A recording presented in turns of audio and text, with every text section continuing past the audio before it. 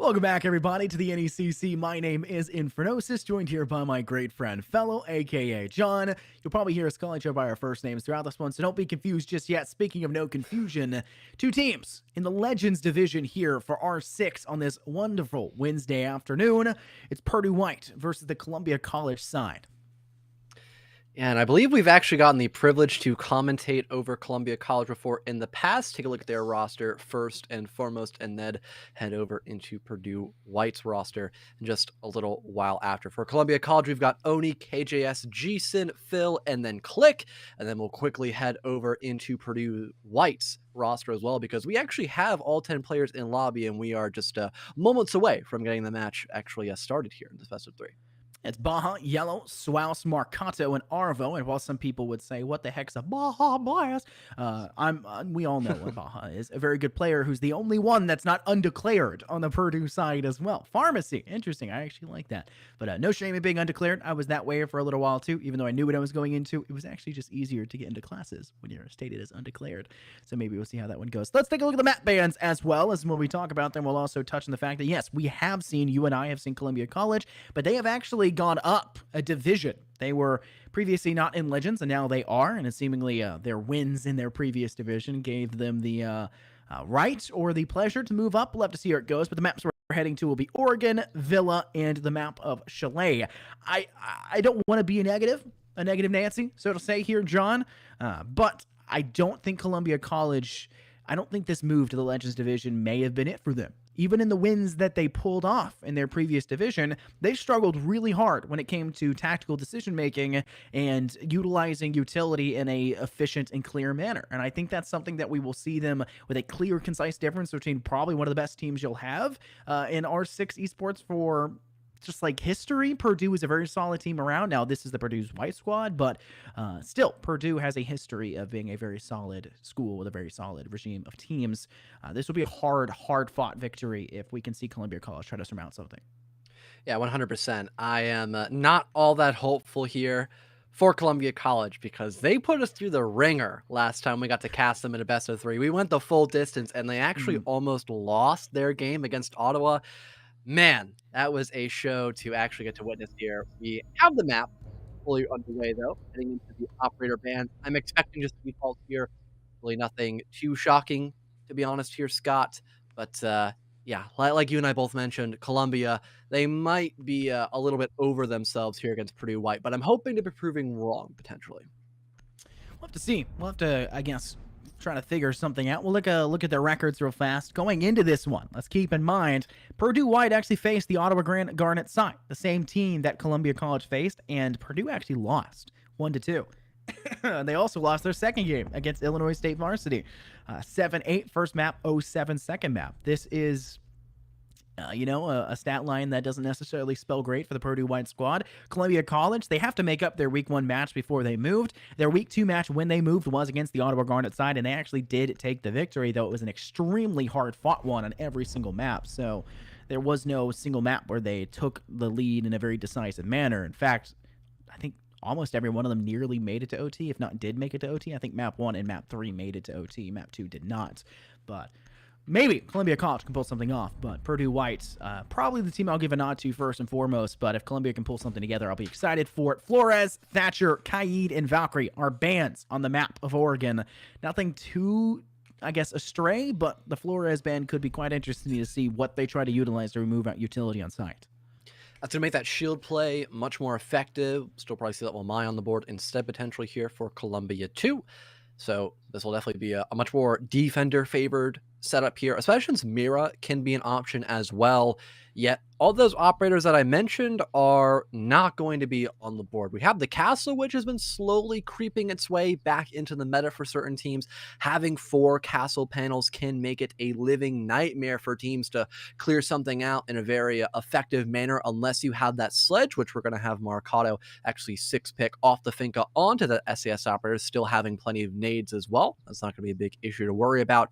So for both lineups here, not all that bad. I, once again, probably would have preferred to have seen maybe a Goyo instead of Click on that Oryx, but you know, it's still a good pick to have that high mobility wall in that roam game just to waste some time and potentially get away with your own life to fall back in the site to play for some sort of 5-on-5 anchor if everything goes according to plan. When's the change go through for the TTS to the live server for the Vulcan shield change? No longer having shields, only being able to place down the Vulcan canisters. When does that update come out? Soon TM. Either All right, next week or the week after. That's going to be a huge change. It's going to be a huge change, considering the fact that, like you said, the old strategy for this objective used to be Shield Consumption Simulator. We've obviously taken a step back. When Shield Consumption Simulator came out, that was what brought on the forward of Utility Consumption Simulator. And when the Utility Consumption Simulator came out, Shields kind of took a step back because of that, but people still wanted to bring in that mass amount of utility to burn through the ADSs, to burn through those magnets, and that's why we saw nerfs go in that direction. But with no MI on the board for the defense, it means that they'll have an easier time on the attack to get through those ADSs. But the one big, I guess, problem I'm seeing right now for Columbia is while you do have mobility with that Oryx, this basement site is not one where teams typically go for that second floor full-on extension. They try to play around still within the first floor, maybe around Z, so they're still able to get close to a stairwell, maybe work their way down through freezer quite quickly when inevitably the roam starts to fail. But no, Click's going to get spotted not just once, but twice with these drones, and still decide to kind of pursue some outlook on that second floor. But from the looks of things, Purdue, very patient, very hesitant to go in any one direction, and they're taking their time here on the second floor to make sure it's clear before working their way down. I believe we do have that extension actually come into fruition here by the defense. A 1-for-1 trade gets popped out. Thankfully, Swaus is able to get rid of Phil before they find their second on the round. So things still on even footing. Unfortunately, that we have the Maverick to actually die. He'll probably be the most effective hard breacher to deal with that hatch play, but I believe most of the hatches have actually been opened up to allow for a fallback, so it might not be that big of a concern. Besides the fact you only have one set of grenades now. Click going on a potential flank. I'm not too sure if there's a drone at the ready to allow for any information to be gathered on this roaming player. Oni gets one off screen as well, and here comes that flank play. Arvo has no idea what just happened, and in about this last minute here, Purdue White, they are scrambling to try to find some sort of refrag as they now have to deal with both the top floor presence in the hands of Click and that basement floor still of the site. One of the big problems with Click, especially when you're playing the Oryx, is the mobility that is available. He could be anywhere, all at once, essentially, it feels like. As rotate through the drones, rotate through the hatches, you can go up and down them as an Oryx. The mobility by using that utility actually as a way through through soft walls to create space and create openings for a swifter rotate. The mobility that an Oryx brings to the table is very swift and very strong, but it creates complications in the fact that he doesn't really bring much else to the table. But I think we've seen Columbia really utilize it to all its strong suits, and by keeping him alive, have really failed to, I guess, have it acted against them. But Oni, from within tower, able to find a kill, from Pillar. There'll only be Marcato left standing now in a 1-on-4. This is not the likeliest of odds. We'll spray down to Oni, only getting a little bit of damage off in the process, but look at the utility that's still on the board for Columbia. They've got a Nitro Cell they can toss in a moment's notice. There's only 12 seconds in remaining. Marcato doesn't even have Diffuser. This round is done and dusted for the side of Columbia. They will guarantee they take round one. It's just a matter of starting to capitalize beyond that and use the momentum from this round and then the way that they dominated Purdue to keep up the same pace. In general, the general coordination there by the attack of Purdue White was just not all that clean. They didn't do that great of a job of clearing out that roam game. I feel like one way to potentially alleviate that pressure could be to have that Nomad as well. That way, at least you have your flank watched in case something happens. The Jackal really just didn't do all that much for you while going against that extension implemented out by Columbia. And unfortunately, we still have Arvo on that Jackal, which also leads into a problem of not having really any proper burn. It's two sets of grenades, those lifelines in the pocket of Swaus, and then a couple of smokes, maybe claymores in the pocket of either Jackal or the Ace. So really, once you have to deal with both the Wamai, Jaeger, on top of that, the Syria gates in the pocket of Phil, you might not be able to actually use the nades to what you probably would have expected to, whether it be breaking those shields or outright killing a player if they're in a poor position against those frags. You would think that Jackal would be a very strong counterpart to the Oryx that could be brought to play, but despite having it, it did nothing. It fell short. A nomad utility, the air jab really stops the short rotate from behind, stops the flanking player from coming up and catching you off guard. And that's obviously what we saw Click do time in and time out to pick up one and then the second kill as they swung out to find their Jackal. But there just wasn't enough tracking. There wasn't enough safety. Just in 2 players to kind of support a Jackal when you're on that roam. When Arvo needs to clear sections, he needs to put his face to the ground, straight to the grindstone, start to find these footsteps, and then he needs to go on the prowl to be able to track back and hunt. It's essentially what it goes through. You go from being on the attack to a site to being on the attack to a single individual player. And that's one of the complications that goes through. A lot of teams will just bring that and just that, and they don't actually employ any sort of strategy behind it, and it creates a lot of problems in the middle stages of the round when you're running out of time and there's really no one there to assist. But notice once again, Click, despite not playing the Oryx, is still being that long con roaming player all the way down in the basement as a Vulcan. As a Goyo, using those Vulcans. Maybe trying to utilize the Vector to success, but this is a dangerous position to play in, especially when you have such an important piece of utility like a Nitro Cell in the pocket. I mean, besides that Nitro Cell, I honestly don't really hate Click going on that roam game. We have seen him be able to actually be quite a force, especially against the back ranks of Purdue, and having that Vector, a pretty strong weapon. It's got great rate of fire and meh damage, but as long as you land those headshots, not that big of a concern. Unfortunately, though, Click is going to get caught at a pretty awkward position near Z, so it's actually going to be that first pick favoring Purdue White as they now begin to try to open up the back wall leading into Attic. So far, not a bad start for the offense whatsoever. I believe there is still some sort of light roam being implemented here by Columbia, so we could potentially see yet another flank. But until then, things are looking quite comfortable for Purdue White as they begin to start applying pressure in towards the back area of Addict and maybe start to go for some grenade tosses underneath, as Morikato is in a great position to maybe find some sort of pick if anyone's prowling about near kids.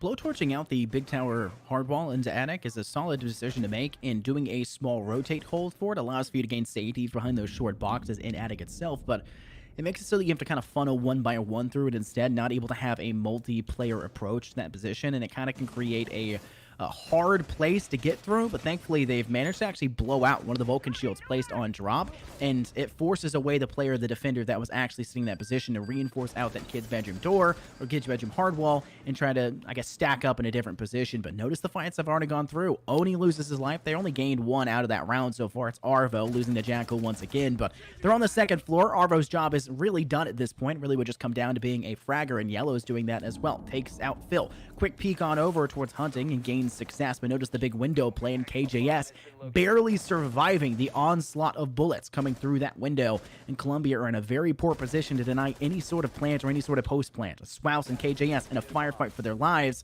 Looks like KJS will come out on top. Jason also managing to find one, evening things out, and KJS with a second. Unfortunately, Morikato finding the prime opportunity for a kill, forced to expand a nade through the Surya gates, and it leaves them into the one-on-one.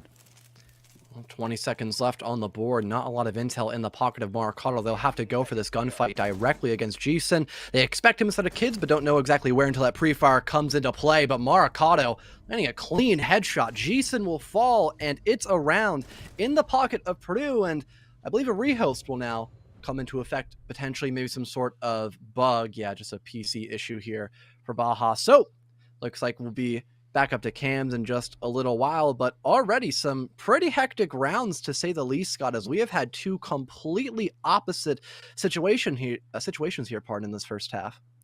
Yeah, polarity, polar opposites kind of make for a fun matchup, keep things close, keep the casters as well as the viewers on their toes a little bit, and it's been pretty interesting. Obviously, the big problem for round 1 for Purdue was denying that roam game. Sorry for this weird camera thing that's going on. It's not on my end, I promise you that.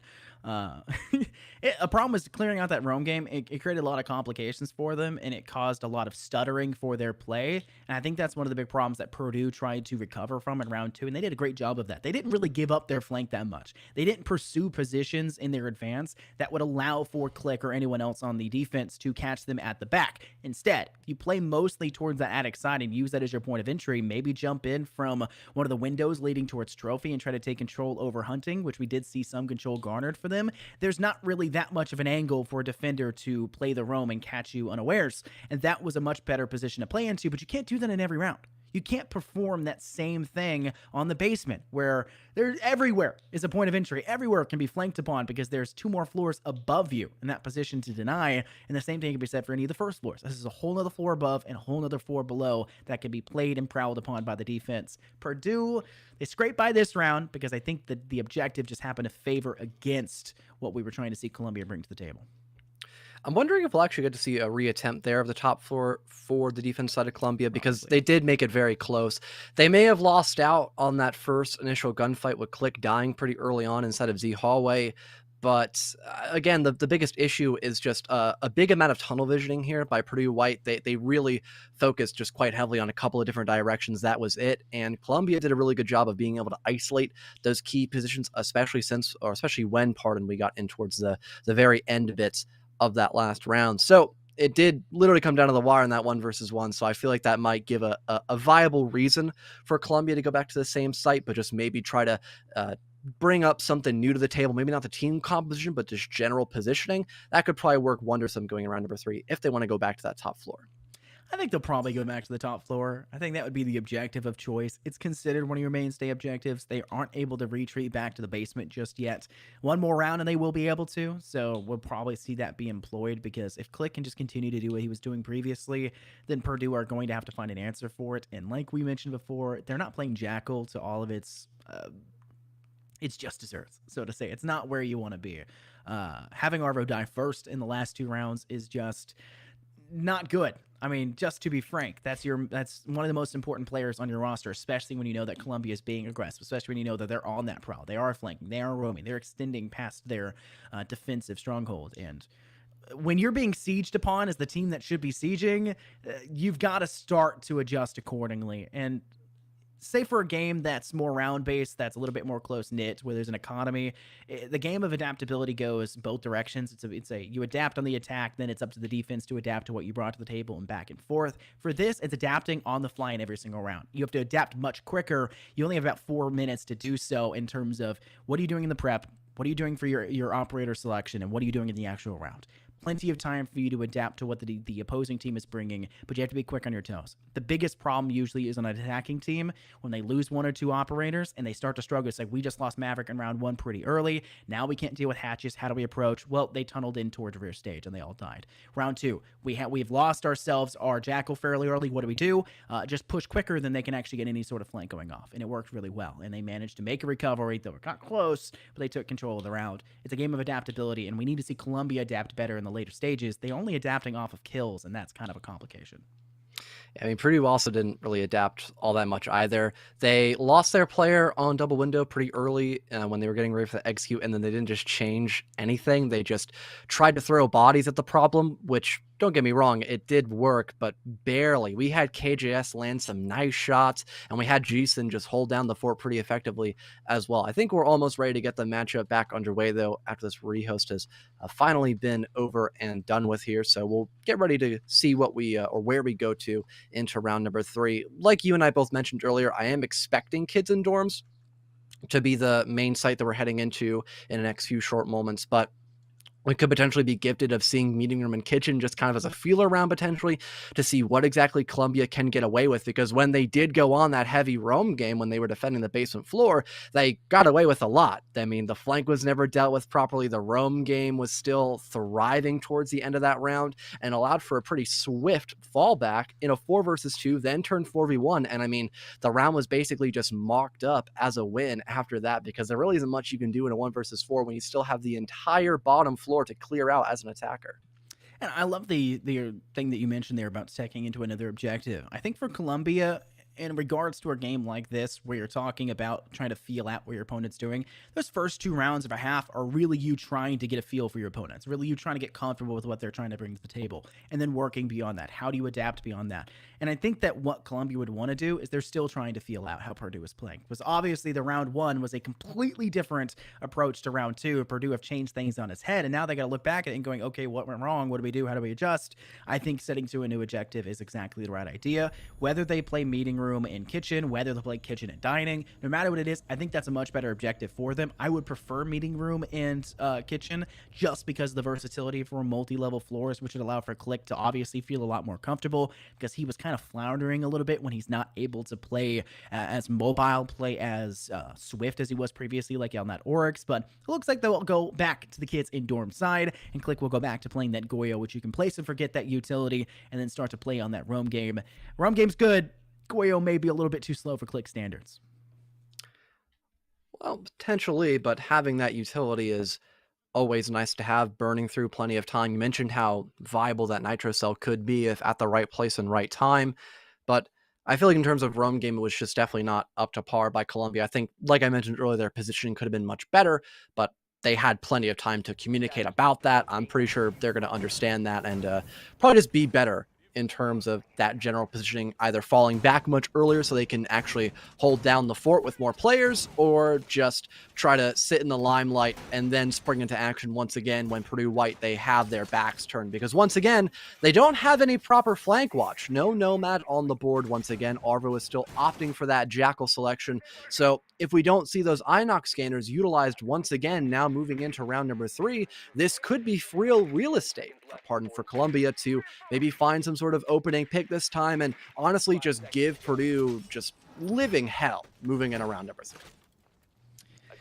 Well, I think right now when you're talking about the defense for Columbia, while I do think that the extension is a necessity if they want to try to keep the time on their side, because Father Time ticks ever onward, it's just a matter of whose side is he going to play with. He's a fickle mistress, as someone like to phrase it, and you really need to ensure that you're currying favor for your side over the other. And one way to do that as a defender is to create a cushion for yourself, like we saw Jason attempting to do there from main entrance. If you gather a kill there, if you allow for the space to be created where Purdue are not able to entry in while you neither lose your life, or if you pick up a kill, that's another positive on top of it, it allows for you to create a cushion, allows for you to create the safe space that then Purdue have to be responsible of to try and act in on. And that's one of the big boons about playing on the defense. You get to turtle up. You get to stay safe. You get to play your own game and try to adapt or force the other team to play into yourself. And I think right now for Columbia, though they have their own game that they're obviously comfortable with, I think Purdue have pretty much caught on to it to a degree. Ultimately, I think for right now, when you're talking about the player that we've been harping in on the entire time of Click, only sending the Jackal downstairs to find the footsteps was a big problem I mentioned at the end of round 1. You need 2 players to assist. A double extension with the 2 players. The rest can head around and start to push towards site, setting up your utility. Be in a much better position. Instead of one-on-one with Click, doesn't sound that comfy to me. Well, Arvo is expecting this push through Kitchen, not able to land the shot just the right time, though KGS still alive because of that. He'll eventually begin to go for that fallback. Some lifelines are being tossed out along with a grenade. The Vulcan shield now detonating, giving plenty of time for Columbia to fall back inside of Kids and also the main area of the site. Maybe reinforce that rotation hole to now force a funnel leading in from that attic doorway. So pretty strong position, and Columbia still wasting plenty of time, but unfortunately not for very much longer. But hey, there's Click with the massive flank I was talking about. That's been the biggest issue for Purdue White, and Click is thankfully able to capitalize off it once again, bringing us in the 4 versus 3 with just about more than 50 seconds left for Purdue White to try to bounce back. 55 seconds on the clock, and we're looking at a player disadvantage for Purdue White. They still have a good setup to do so. Arvo was not the first person to be felled in this round, nor the second, and it looks like he won't be the third either. Click, the player that we have been harping on time in and time out, I'm tired of saying his name at this point, has already found 3 in this round, has been devastating. Every kill garnered for the side of Columbia has been from this man's Vector, and this man's Vector alone. And he still has a Nitro Cell in the pocket to try and work with. I think an extension over maybe a rotate through to tower or a bait and switch could be a smart idea, but we do see them actually looking to head that direction just straight up to maybe clear out that attic side and give themselves an entry. Yellow still has the blowtorch to do just that, so it could be a possibility. But Oni is still on the prowl as well here on the first floor. But Click is looking to deny every option. Attic play over Devastated. Click with the kill, and Phil finds the last. And you'll find another round win. This one for Columbia as they make a mad recovery after the last round of Purdue taking it swiftly. Pretty strong stuff by Click, doing a lot of heavy lifting for his team there. And Phil just getting the last cleanup pick there. Purdue White, once again, having issues with fully eradicating that roam clear in a timely manner. One thing to potentially improve upon that is just having it be more of a team effort. Like you mentioned earlier, not just having Arvo, go for that single clear by himself on the Jackal. Looks like we'll have a line in selection to make that clear much more efficient. A simple press of a button and then you can try to gather any instant information to have your teammates play off of, and also having those flashbangs to clear out any ADSs or maybe blind somebody's retinas if they're in the wrong place when those flashes get tossed on out. Big fan of that selection there, because even though we finally got to see Arvo utilize all of his Inox scanners that round, I feel like it just didn't do a lot. It forced Click to fall back, yes, but he then just rotated once the Jackal scan was no longer pinging him, and then he found a 4K afterwards. So big fan of the adaptation here by Purdue White, but moving across the pond here for Columbia, they will opt to go for the same strat they did moments ago when they went to this basement site first and foremost, but hey, if it ain't broke, don't fix it. If it ain't broke, don't fix it. Is that really what we're going back to time in and time out? Constantly? Yeah, I mean, they did this roam game very well, so I don't blame them for doing it Actually, again. do you say they did, or you just say Click did? They did. Really? Click only got 2 kills round 1. Like he yeah, wasn't but like Click was the also superstar. the only person who extended him round 1.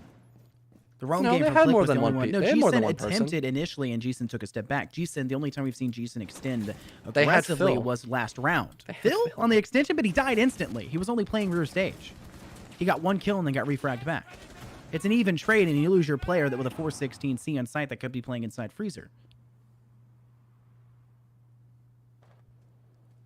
It's not always a game of even trade. Sometimes you need a little bit more on the top. But it's whatever. 5 versus 5. Now quickly made 5 versus 4 with Marcado's kill into the L85 into Click's unfortunate hint, the roam game. We were so talking about previously from the lone individual player of Click, at the very least in this round, has been cut short. And that's one of the problems with an Oryx as well. Now, they don't really have much utility beyond just using it actively, so they don't really gain much, especially if you lose them early in these rounds, and that's a huge boon to Purdue. It's effectively, you could think of Click as essentially a raid boss throughout these rounds. Get rid of him first, get rid of him second, just get rid of him early, and you've got a much better chance to continue to play throughout as time starts to dissipate. Well, like you mentioned, the raid boss is now gone, giving a bit more room to breathe for Purdue White. We'll begin to start droning down towards the lower regions. Phil's already fallen back as well, kind of playing between the barrel doorway. Also, Harry Potter having to worry about both the back stairs and also the double doorway leading into bunker. At least there's a toxic smoke to at least deny that entry point for Purdue for just a little while longer, but only a matter of time before Phil eventually has to get into some sort of gunfight. He'll try to make that happen towards the blue bunker doorway. Maricado gets downed off screen. Swaus picks up one on towards Oni, so Purdue White still technically in that man advantage, but here comes KJS close with the shotty. No one actually checking if KJS had fallen back yet or not, and still having blue bunker not taken care of yet by Purdue White is such a big issue moving in towards this last moment of the execute, because they are kind of in a rock and a hard space before they deal with both Phil and also KJS on that Jaeger and smoke combination. White going to? I mean, trying to play pillar is a smart decision. Wow, a shot by Phil! Connects to the head of Baja, and Swaus is only able to collect a kill, but it makes it 2, though, on the Phil and Jason on the refract. A 3-on-1. KGS, the lonesome player left standing, and quite lonely indeed. Only has the SMG-11 truly to work with, and looks like the flanking player through Freezer may be the player who finds the kill, and that just happens to be the case. Swaus steps up in a very solid manner, knows that they have a great sightline from this Freezer wall to just go ahead and clear out where the player may be lying, connected over towards supply, and send us off into the round 5. Purdue White, when we see them find a win, it looks really solid, and they're left with 4 players left standing, usually on average in these rounds. Columbia, same can be said for them in the same exact manner. A game of giants right now as they trod back and forth all over each other. So unfortunately, not having anyone to enable Click to do all that much on the Oryx, dying very early in the round, and not having Arvo actually utilize those line scanners to clear out Click, funny enough, just in a bad position there. So Purdue White will manage to capitalize off that early man advantage, just kind of slowly work their way through round number 4 to equalize things once again. Meeting and Kitchen now in the back pocket here of the defensive side, wondering what they're trying to implement here. They still got that castle, and you almost always need to go for some sort of extension when you are playing on either dining room or meeting, no matter what. So they're bound to have at least a couple players stacked up on that top floor, and the castle is going to be used to alleviate some of those key choke points and force a bit more time to be wasted. The only issue is that Purdue White, they've got that sledge, which is a hard counter for those castle barricades, but he needs to, of course, be next to those castle barricades to actually do anything there with the sledgehammer. So depends on how proactive Maricado can be, not only on destroying some of those castle barricades, but also verticality, because the vertical game is very strong when you are attacking a site like meeting room and kitchen. One of the things I kind of worry about for Purdue coming into these rounds, Arvo has finally switched off the Jackal, which I think is a smart decision. But the Lion, in a lot of ways, it makes me feel like comfort pick to a degree, but Lions had a lot of resurgency in R6, so you can't really discount them just yet. Comboing with the fact that Yellow's bringing that Fika, that dynamic duo of the Finka and the Lion are wildly successful, as Lion can start to throw out the E1E, take down the opposition and remove their ability to rotate away, and use that spacing with a Finka boost with extra HP to step into sight with a little bit more safety. And talking about this green hall and that doorway leading inside a meeting room, you can get behind center stack, you can get behind flip table quite easily if you can just cross that section and stay alive in the process. So I think at this point it's a game of outplaying, a game of probably utilizing this utility, because if you start to fluster yourself in the process, if you start to struggle to time your utility in tandem with your teammates, then it's going to be all she wrote, and that's exactly what we're seeing already. Yellow is trying to utilize basement hash from E-Box, and there's a better sightline from above. KJS has the high ground, and much like Obi-Wan, they come out the victor. Losing out on those sets of grenades, also the Finka Adrenaline Surge as well. A pretty big upset there with Yellow not being able to do much except be relegated towards camera duty. At least the Heart Destruction could potentially be effective, but they still need to break those mute jammers, as apparently we don't have Baja able to actually go around the dome of that jammer to get any sort of sightlines for a grenade to be tossed out to break it entirely to open up an entryway in towards the site. Swouse finds some sort of opening on towards KJS, so at least one of these roamers will be dealt with, but there we have it. Oni and also a player up above on that top floor able to establish a pretty clean crossfire to once again put Columbia in the driver's seat, but not for very long. Arvo tries to take the wheel, finding one in the background, getting that line scan popped off as well. Phil will trade things out against Marcato. Swouse is leaving the game. Funny enough, able to go fix some sort of technical issues, but 3 versus 2, Columbia now retake the lead, and there still is no direct way inside of the site for Purdue to comfortably put themselves in a potential post-plant situation. So this position right here, Scott, might just lead into gunfights, or maybe even just some sort of full-fledged rotation by them in these last 40 seconds. One of the things I think we actually saw be utilized, I don't think it was by Columbia, but I can't remember who it was. They really wanted to bring in Osa. That was the big thing. They wanted to bring in Osa and send that down towards Green Hall. And while it was successful, they put 2 of their shields down inside Green Hall, which is totally not necessary. I think that may have been a great way for Purdue to start to step forward, but obviously not employing that does kind of make it impossible to use those shields. But they'll go even for even, trade for trade, but Baja finally finds another one and actually brings this tie to the one-on-one. But Phil, this time not utilizing the Jaeger, will swing around from kitchen pillars and find themselves the last kill all the way through that meeting soft wall that's been left open on the rotate. A round 5 win. Purdue not able to take it. There's still a player down, I think. They have not reconnected, which could come to another problem of us needing another rehost, which is so fun, isn't it, John? So much fun. We love rehosts. We love it here. R6. R6 is just esport ready. 10 out of 10 T1 esport. Yes. So awkward. Looks like we will have to go into a quick little rehost, most likely. And with a lot of rounds being left on the board to go and reset in a little while, we will probably go into a quick little break, get that rehost fully flushed out, and then be back in just a little while to get the rematch back underway between Purdue White and Columbia College.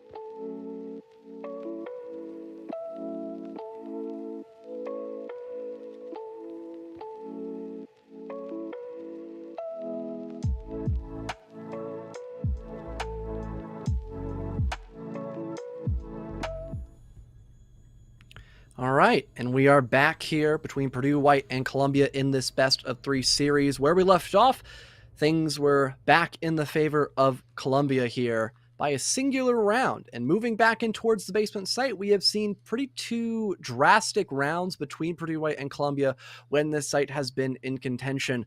What are your thoughts going in around number 6 here, Scott? Because I don't think really much has changed between either two of these teams, except Arvo is now opting to hard stick off that Jacqueline now onto the line instead. I think right now, when talking about going to the basement site, one of the big fears is still going to be that roam game. Click has kind of tried to mega mind a little bit of what Purdue, trying to 6-pick away from the Mira. I'm honestly shocked it even got through, but it's honestly not that shocking considering the map. You need to ban a Kaid. That's only if you ban the Maverick, so that was also seemingly like a wasted ban, but obviously not a lot of counterplay in that ban phase, but there needs to be more counterplay in the rounds themselves. Click has just been left to roam away with really no continuing to fight off against it. And look at what Purdue have done. There was really no roam denial besides having the E1E ring out. And yeah, you have to really coordinate to pop that in tandem with your teammates saying, oh, I hear the Oryx roaming behind us. I hear footsteps, pop the E1E and we'll start to move that way. Even when Click would get a kill, it would take 2 seconds for a Purdue player to react and flip that other direction to try and get the refrag. And by then, Click has dashed twice, even thrice away from the position, is now 3 floors over in like Mississippi and just taking a nap on a swing or something. Like the swiftness of which Click has been improving in this round constantly has just been such a undermining position for Purdue on the attack.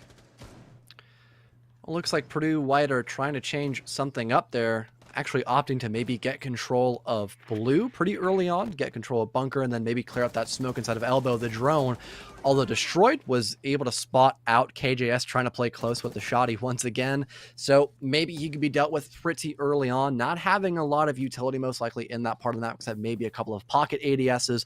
It might actually allow for KJS to die early on, but thankfully Phil has actually fallen back and could maybe help out near barrel doorway, potentially. Here comes the util burn. KJS trying to fall back, and I believe has now began to completely give up that position, most likely in the back area of Bunker. And now across the ways, we've got this top clear being established, forcing Click to now retreat as well. So a lot of map control being established here by Purdue White so far, but unfortunately not that first pick, as Jason is going to manage to eliminate Mercado from, I'm not even too sure where. Oh, it was the middle of backstairs, Scott.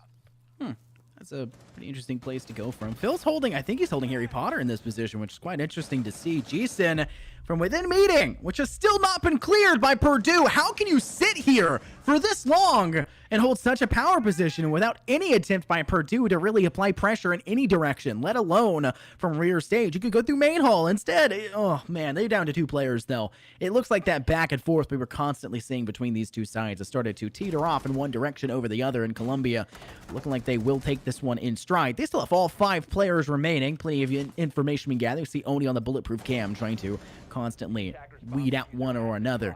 But Baja able to finally find one, but Clicks quick on the refrag, having finally dropped now down to the basement. Exactly what you want to see from a roamer. And the extension, while maybe not as successful individually for Click, still successful overall for their squad, has devastated Purdue.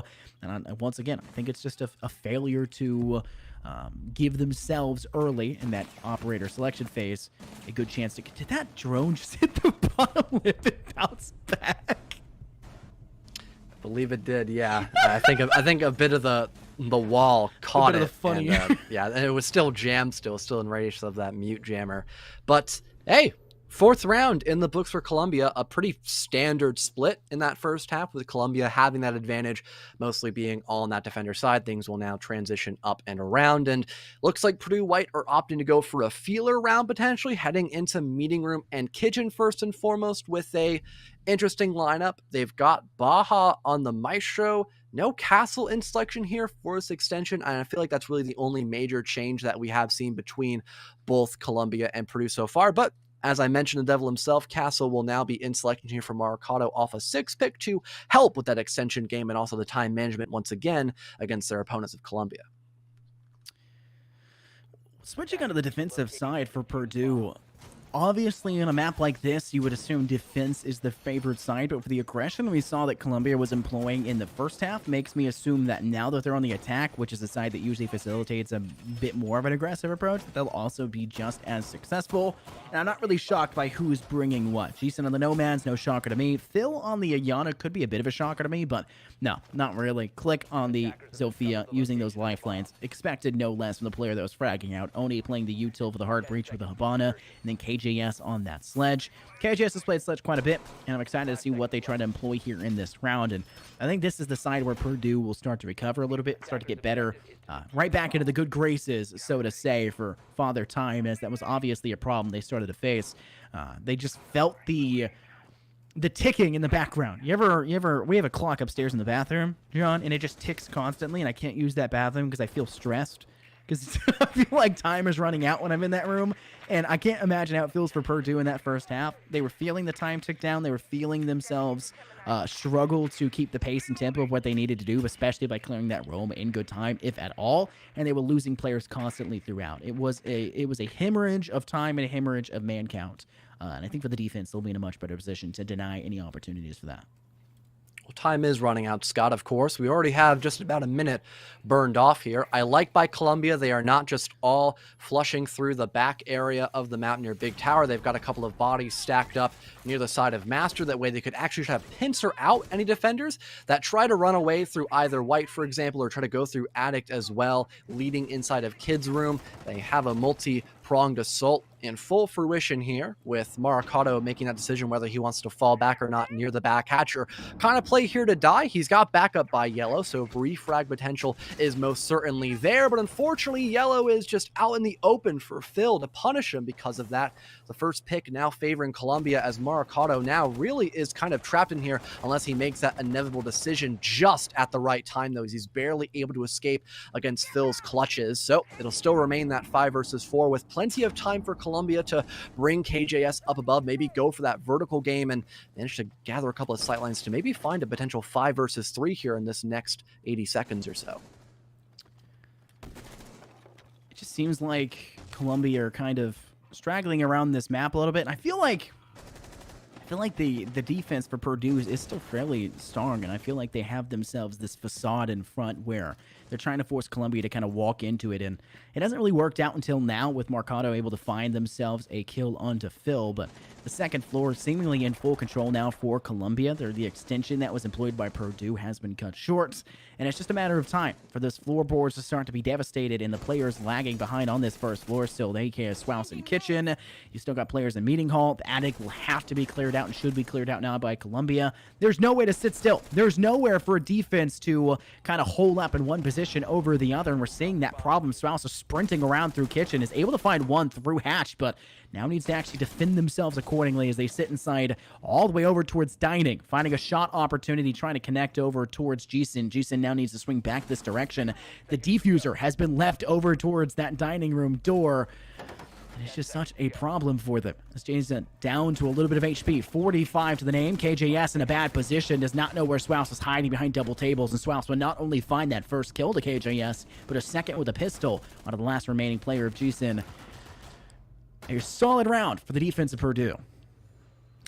And unfortunately there for Columbia, not having any proper information there, once they got that top floor cleared out, they kind of forgot about the bigger picture of, yes, you have that vertical to work off of now, that's phenomenal, but you still need to actually know where these last couple of defenders are and then go for that site push. So a bit awkward positioning there by them, and getting completely caught off guard as well when they tried going around into dining room to go for that plant position inside of kitchen. So having all the time in the world there, it really did shock me that we didn't really see any proper information being gathered there. Just a lot of face checking by Columbia, but there's still plenty of time for that to change, of course, Scott. I mean, besides that, their time management was good. Their roam clear was pretty effective. Like, they had all the basics figured out until they moved a floor lower. That's where we saw the major issues, but eventually you're going to have to go in towards this bottom floor at some point, Scott, because that's where we're now heading as the site. Laundry room and supply now in contention here by Purdue White, and it looks like they still have a pretty default setup, to say the least. They've got that Castle in selection yet again. So nice to see him back in the meta.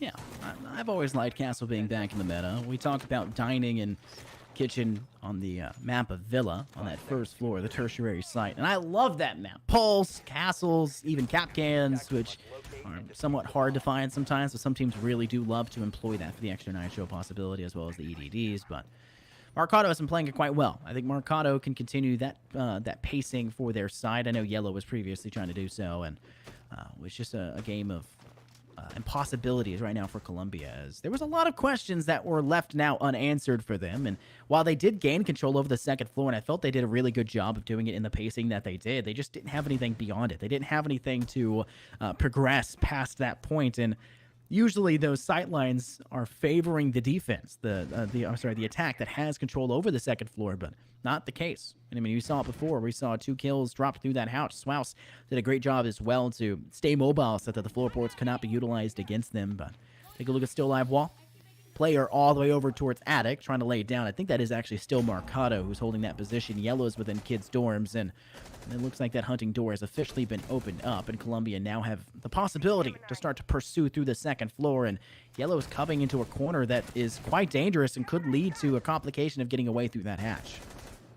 Yellow kind of in a make or break here. Tries to go out for the swing. Click will now be down, finished off by that M14, and there goes the drop. Unfortunately, someone was actually watching that position, so Yellow will get down. Thankfully, not completely eliminated just yet. Marcado also playing up on the top floor, but how much longer though? That's probably the bigger question here, as they are proxied around one of those familiar open hatches, this time the one in Attic leading in towards meeting room. About 1:20 here on the board for Colombia, and they are taking their sweet time. Finally, it catches at least one player off guard, but they still have to deal with both that middle floor around the meeting area and also the basement site, with still a fair amount of utility in the pocket of Purdue. I think the only thing favoring Colombia right now is the fact that because no one's next to Yellow, it'll technically be a man advantage in just a few short moments, as now Yellow finally bleeding out. It's a 4 versus 3 favoring the attacking side, which could allow them to actually use a little bit more time to gather that intel and then go for a pretty clean execute with about only 20 or 30 seconds left to spare potentially. That's one of the problems with this objective as well. It's a difficulty in terms of time, and when you run out of time, things start to go bad, and the defense can just send some nitros over the top through E-Box and can clear out any player attempting to plant in that default corner on this B side. But it seems weird to actually see E-Box being employed strategy right now from an attacking team. It's been such a mainstay now for the last few months to go Freezer and Laundry. Freezer and Laundry, that's your side. Maybe one player to pursue towards rear stage, but that's really it. And yet, what are we seeing?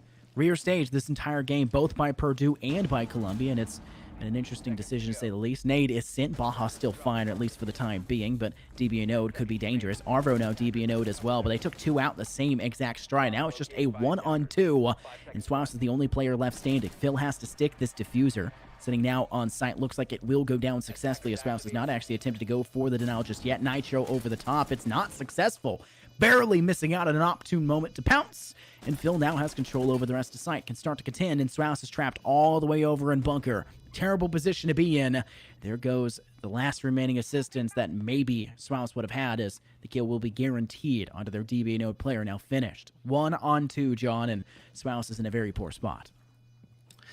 Yeah, not much you can really do here. Very limited time. GSIM will lose a bit of their HP, as the wallbang did connect at least 1 bullet, but still not really having any intel to play off of. Swaus is kind of in a pretty rough predicament. Lands a nice shot on towards Phil, but there is just no time left on the board to get that diffuser down fully. So it's going to be a round win by default for Colombia, no matter what happens. The 8th one now in the books for them, as they are doing relatively fine on their attack. One thing to note about Purdue White, though, is they kind of got aggressive at the end of that round for really no good reason. The swing out by Arvo was fantastic, don't get me wrong. He netted 2 very important picks, but when you have a smoke with still plenty of toxic canisters and a mute with the nitro cell, why are you going to have one of those 2 players just swing out and pillar like that? You're expecting them to push in from E-Box and also the back stairs, so I guess he tried to maybe cut off that entry point with a toxic smoke, but he could have just sat in the back of site and just had that smoke grenade to deny a plant from happening instead. Just seems like a very high risk and low reward situation there for Baja to risk his life and his valuable utility to potentially have a 3 versus 3, which still isn't technically favoring Purdue White, besides the fact that they have the time on their side. Wow, Columbia have stepped away now 2 rounds. 3-5 our overall score, Purdue behind, and they're on the defense. Columbia's attack has been pretty much exactly what you expected to be a siege, and a siege that's quite successful. There are no, what's the term for those corner castle things? They have a great name for it. I'm sure our director, our producer here would actually have a great idea for it. The towers and the corners of castles. John, help me out here. What? The pillars? They're towers, but they have like things at the top where you can stand on and like fire arrows from. Palisades. Yes, exactly. Palisades. I think that's the word you use, and I think that's very much so accurate. When you're defending a site like this, you really do need to give yourself sight lines. And palisades, like in a castle, in this sense, it would be these holes through walls that they're leaving unreinforced and trying to give themselves opportunities. And I don't think they're utilizing them as much as they necessarily should be. Columbia have just done a much better job of utilizing the space that they're given, not allowing Purdue to sit on their haunches and utilize that. And I think it's because Purdue kind of wants to overextend and play into Columbia's game. Purdue's like, hey, they roamed around a little bit. They extended. They whooped us. Maybe it's our turn to roam around a little bit, extend, and try to whoop them, but that's just not been the case. Sit back. Play your game. Don't fall into their level of strategy. Don't fall to their level. Try to climb up to yours. And even though we had Purdue kind of mess up that round for themselves on the 8th one, I do understand what they were trying to employ there. They had in their mind that they needed to work a pick, so at least it was good on Columbia to assert that early man advantage. And once again, it'll happen because Baja just was not expecting Click to rush Town White so early in the round. It nets 2 instant picks here for Click. A great read and fantastic joining by Phil to enable that entry player to actually get away with a very early man advantage for the rest of their team. We see in the background the Kairos charge is being detonated as well. In all honesty, Columbia can begin to go for a full-fledged execute with still a minute 30 to kill.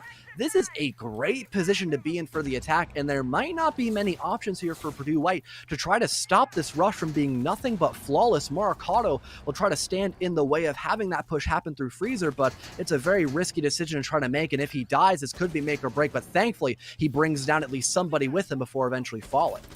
Shots still have to ring true, and unfortunately for Ava right now, it's just a game of trying to deny the utility on that Freezer wall. Marcado's in a bit of a tricky pickle, though. A fickle position. As Phil has a great sideline in that direction. They're just trying to play a game of don't see Dell, but unfortunately, as you see the Gone 6 ring out, it does not ring true. An ADS yoinks it out of midair, and it will keep that position quite safe for just a momentary bit longer. Player coming in from Freezer and towards Laundry.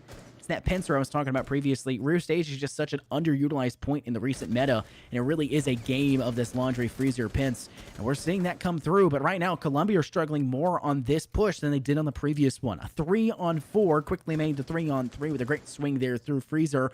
Arvo utilizing the space that the players in Freezer of KJS and Phil were giving them, and it looked like it's going to continue to be the case. Oni into the head of our Marcado. KJS has been downed, but that was a good play there by Phil to try to give themselves the opportunity to put KGS back into the fight. And it looks like they'll continue to open up that Freezer hard wall to give them sight lines onto the A site and go for that plant.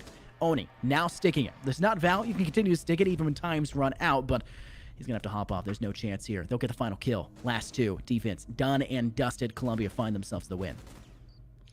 And also great patience there by Oni as well, and also a pretty safe call to not aggress to go for a pick and just fall back to allow that plan to happen, because they had plenty of ample sight lines, both from Freezer against the elbow play or anything rotating around near either highway or supply, and then they also had the other attacker left on the board. I believe it to be that Sledge who was just watching near the rotate hole between both sites there. So match point here in the pocket of Columbia, doing a phenomenal job here on their attack, and they only have to deal with the meeting room and kitchen potentially. I'm really shocked that Purdue White are opting to go towards this tertiary site. I mean, yes, they did win it, but that was off the back of Columbia just having some improper droning and being a bit pressured on time. Besides that, they had a phenomenal clear on that top floor. They established vertical pressure, so basically opening up an entire sightline to go for that plant. Like I said, they only had one issue, and that was just intel gathering. If they're able to keep Phil alive on that Ayana, or just have enough drones and enough time to go look for those last couple of defenders, this could definitely be a 7-3 win, and we could see Oregon over and done with after this round comes to an end. Well, that would be a big Big upset there for the Purdue fans. We talked about it previously. Columbia coming up from a division below, and while they did have success there in week 2, I guess technically, as they have not replayed their week 1 match to bring them back up to that 3 start that we're expecting to see. I guess 4 now because it's week 4. They still managed to take a win, and that's more than what Purdue have been capable of. I think that this division is a very difficult one, but the Garnet side obviously put up a major fight against them. It came to all 3, 2 maps of OT as well, and Columbia barely came out on top in it. Purdue also went to 3 with them.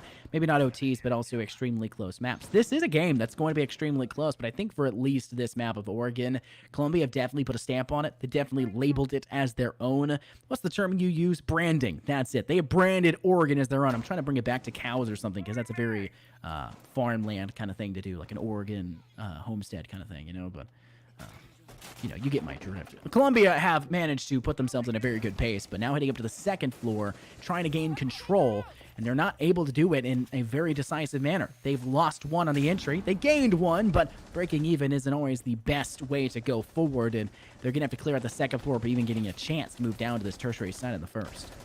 Especially losing out on KJS, a bit of an upset here. Phil will fall as well, but once again, the great equalizer is found. This time, though, it's by Click with that LMGE. So, top floor, at least fully cleared out eventually.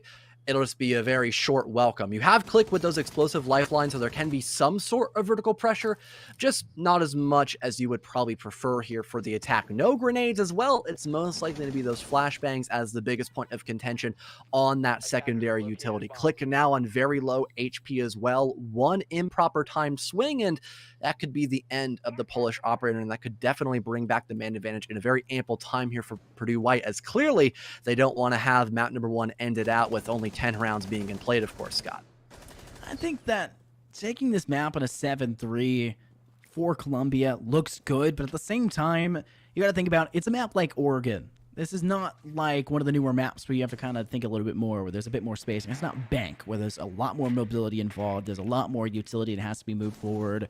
I think in a map like that, maybe the strategy that Purdue are employing would definitely alleviate some of the problems that they've been having, but this map has just been rewarding Columbia left and right, and we're only seeing a few glimpses of success from the Purdue side, and that right there is one of them. Swinging through, trying to take a shot from up above in halls of that dorm room side, getting a shot through that CC, through security, and through that soft wall leading into kitchen. It's an easy swing, and they find themselves the frag back. Now it's just Oni and Jason left standing with only 30 seconds on the clock. It's a major point of contention as this doorway and this wall that's been breached leading into kitchen from dining could be the death or the I guess, major factor for Columbia's next attacking push.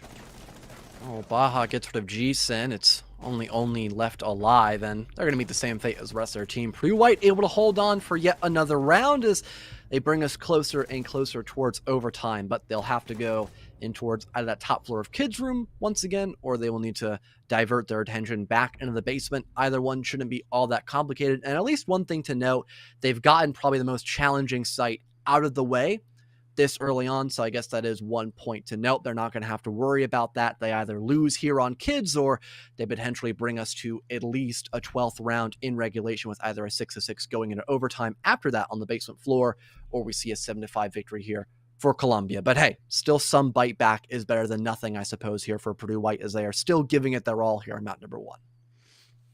Now, looking at the lineup now for what could be one of Purdue White's last rounds, or maybe the ones that start to bring them back into OT, and this would be a scoreline that's a lot more expected to see on work, and a 7-4 is not that bad, but they're going to bring out the smoke using those toxic babes to try and keep at bay, at least in those final 30 seconds. We see a lot of teams in collegiate as well, John, that kind of expending those at the 50-second mark, at the 40-second mark, and I think for a team like Columbia that kind of like to play in the earlier stages, kind of like to be a bit more aggressive, they don't wait till the last 30 seconds. That was a problem Purdue more specifically was struggling with.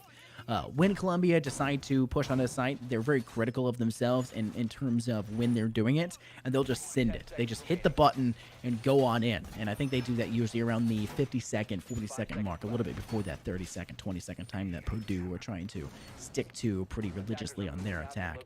If we see Baja send those early, then I think there's a good chance. But they still actually have to defend once those are removed. And it's just about creating that cushion and denying the spacing that Columbia has been trying to utilize. But using the Storia gates would be another great way to remove the utility, but think about how much utility Columbia is bringing. They have 6 flashes. There's so much burn potential for their side. You need to remove 2 of those players quite early, and unfortunately, the drones and information that are available for Columbia are insane, but Arvo's even more nuts. Doesn't need the Jackal on this half, instead just needs a 416C, spray down 2 nades, and unfortunately, a click with the lifeline off the table. They'll get the refrag back, but that is a major blunder for Columbia to make on their entry. Well, he spotted out the drone and was expecting someone to swing, just had a pretty good pre-fire to that 2 instant picks eventually dropped by, I believe it to be Oni, but still 2 very successful frags start off in the right direction here for Purdue White and gaining that man advantage pretty early on, putting Columbia's heads currently on a swivel, but they still have about a minute 50 to kill to gather any extra intel and maybe find some sort of refrag. Once again, Baja with the FMG9 is dealing a bit of damage on towards the legs of KJS, but cannot confirm that frag. So still a 4 versus 3 here. But once again, Purdue White, they are in an incredibly comfortable position. They just need to make sure they don't throw away their life and try to overextend themselves like we have seen them do a couple of rounds prior. But I don't think they're going to try to do that since they already have the man advantage and still plenty of utility to burn through as well with those toxic canisters, a couple of impact grenades, and even a nitro cell in the pocket of Maricado. Nitro cells are quite influential. You can obviously see there's dangers from below and from above, but the dangers from below are KGS trying to throw out that nade. Not timed well, and he actually takes a bit of the damage himself, but looks like Columbia are kind of struggling at this point. They've not really given themselves any opportunity for a frag beyond Arvo, and they've been cut down quite swiftly. From the looks of things, Marcano is still holding in towards that staircase. It's Yellow to be on the prowl first and foremost. Swings towards that hall here. Able to see one more player in security, but no one's really coming up on top besides Yellow, as KJS and Jason combined maybe have 55 HP across the 2 of them, but KJS takes Hatch, and unfortunately, that fall will be a fall straight to the afterlife, and Jason will have to wait for the opportunity to go for the refrac, leading us only to a 3v1, but still an opportunity that's seemingly wasted, and Columbia may just have to play for the next round. Unfortunately, things are looking quite dire once again for Columbia. Yeah, I feel like we'll at least go to a 12th round regulation here between these 2 teams.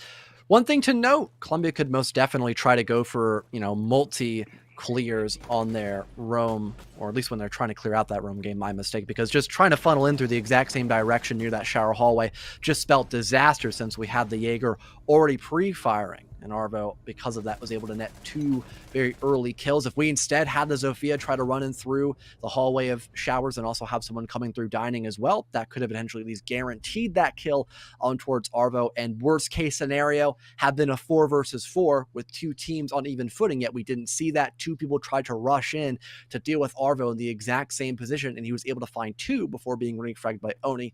Just some food for thought, but, at least they have a couple of rounds to kill. They could manage to get this one in the books as a 7-5 victory, but at least, going in towards the best site here for Purdue White, they have a very good chance of bringing us to overtime now because of that. 1 round away from reaching OT. We could have another repeat of last week or the week before, was it, John? I can't remember. I think it was 2 weeks ago. Yeah, because it was a break in week 3, where we saw the side of Columbia take ahead in quite a few of them. I think we saw that in map 1 as well against Ottawa Garnet, and Garnet recovered quite swiftly, but unfortunately for them, Columbia just took the next 2 rounds in OT, so it was an 8-6 victory for them, but it was very close throughout the rest of it. I think we may actually see a bit of a repeat for that. But Columbia are going to try to do their best in this round. They're pretty much bringing the same exact thing as they did last time, almost to a T. And I think one of the big things they'll have to keep in mind is trying to use that Gemini replicator a bit more. We saw their drone economy being a little bit weak in terms of utilizing and acting on the information that was gathered. There's no excuse to allow Arvo to swing and find 2. You should have double swung that corner anyways, or swung from dining and from hall at the same exact time, but we did not see that, and it caused for Arvo to allow the opportunity to spray down 2, basically hand it over. And then the refrag comes just way too late. I think that's one of the big problems Columbia will have to think about as the round progresses onwards, and with only 15 seconds out of the way, it's still just Columbia's time to drone away and find out what they need to safely move onwards. No damage initially being done just yet, of course. That recon game being implemented once again by Columbia. They notice the hatch in kitchen has already been opened up. They're expecting someone to be on the roam game because of that, and we almost have a wallbang headshot, or at least a wallbang kill being found by KGS against that roaming Aruni. They'll finally drop down, though, breaking a drone in the process. So nothing really happening to be all that impactful until all of a sudden Click will spring into action and actually catches Marcato in a pretty rough predicament here. All of a sudden Columbia have now gained that top floor control and begin to work a floor lower, maybe dealing with some of those players like Yellow pretty early on. Best case scenario, things could turn into a 5 versus 3, but I don't think they're aware as to Yellow's current position. They could maybe flank around and net some sort of huge play because the patience here by Yellow is uncanny, and that might pay dividends once Columbia have their backs turned.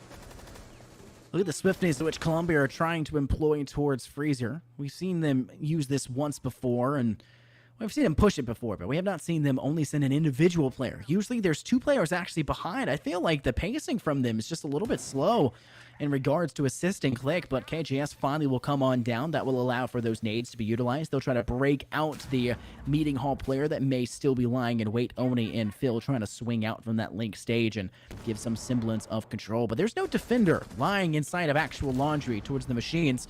No shield in place that direction, and that's a different setup for Purdue than we saw previously, as that was a huge contention for the side of Columbia on their attack, as they just could not clear it. They used the Gone 6, they used nade. ADS is constantly burning away at that util, and it just allowed for that Purdue player to sit still and sit pretty, but a great swing out from KJS, able to find one more. Click now with their second in the round, this one onto Baja, and Swouse and Yellow, the only ones left standing. Yellow's all the way up in attic. Long con play, finds the head of Oni. Swouse in the same stride finds KJS, and 38 seconds remain, then only one player in the advantage for Columbia. And the case needing to be retrieved as well. Yellow could potentially just proxy around near the top of Addict and single-handedly get overtime for his team, as there isn't much time left to recover that diffuser. No matter what, kills have to come out as well by Columbia, especially if they don't want to retrieve that case. But Yellow actually gives up that power position and could potentially allow for the plant to go down. We have Swouse falling. Yellow is the only one left alive, meaning that they only need to worry about that drop down. Phil's still planting default, though, and this could be a big oversight. Yellow hears that audio call, but thankfully Click is watching the hatch drop down, so it doesn't seem to matter, and 7-5 will be the end scoreline here, with Columbia still coming out on top. But man, things definitely got close there as Purdue. They were not going down without a fight, Scott. It was a very solid map for the side of Columbia. Their aggression, their positioning on sites, their defense was quite strong. But at the same time, I really liked what Purdue brought to the table. Purdue managed to collect themselves accordingly. They picked up some rounds to try and get themselves back into fighting shape, but unfortunately, Columbia, in that last one, they pulled off something that we hadn't seen them do in a couple rounds. Win a round by having more than just one person alive at the end. That was a huge problem for them, even getting close to sight. I think the space that they were given in Freezer just was the downfall of Purdue, because it just allowed everything to go from there for them, and I think that was a major problem. Even when they rotated back out the rear stage to try and clear out Addict player, eventually leaving it, like, there were so many problems for Purdue that they did, and just the slightest mistake, just giving that spacing to Columbia, and they utilized it to perfection in that round. Ultimately, only one team can be crowned the victor in that round, but we've got two more maps, a possibility of two more maps, I guess I should say, but we'll be heading over to our second map quite soon. But before that, we'll take a quick little break, so make sure to stay tuned here for more NECC action.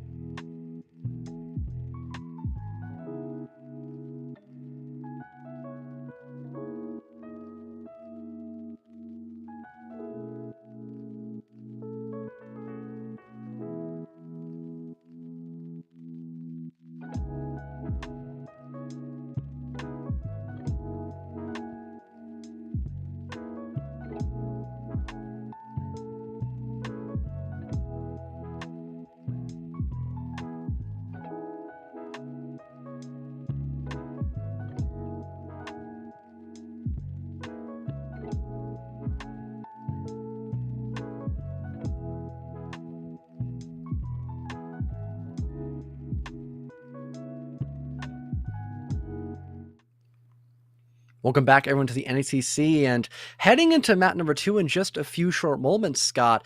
This is actually the pick of Columbia College, and because of that, do you think we'll see a quick 2-0 here once we head in towards Villa, or do you think there will be some sort of retaliation here by Purdue White in terms of a win? It's hard to say. I mean, we could be looking at the old collegiate special of, a collegiate team taking their opponent's map, or we could just be seeing Columbia dominance. Ultimately, does it really matter? Because no matter what we say, we still have to watch the next 15 rounds of gameplay to determine how that's going to go. So guesswork out the window. It's more about trying to figure out what's going on. What do you think we'll see in terms of operator bans? Because I think there was some obvious problems for Purdue, and I'm starting to think they may target ban just to try to decrease the chances of that happening.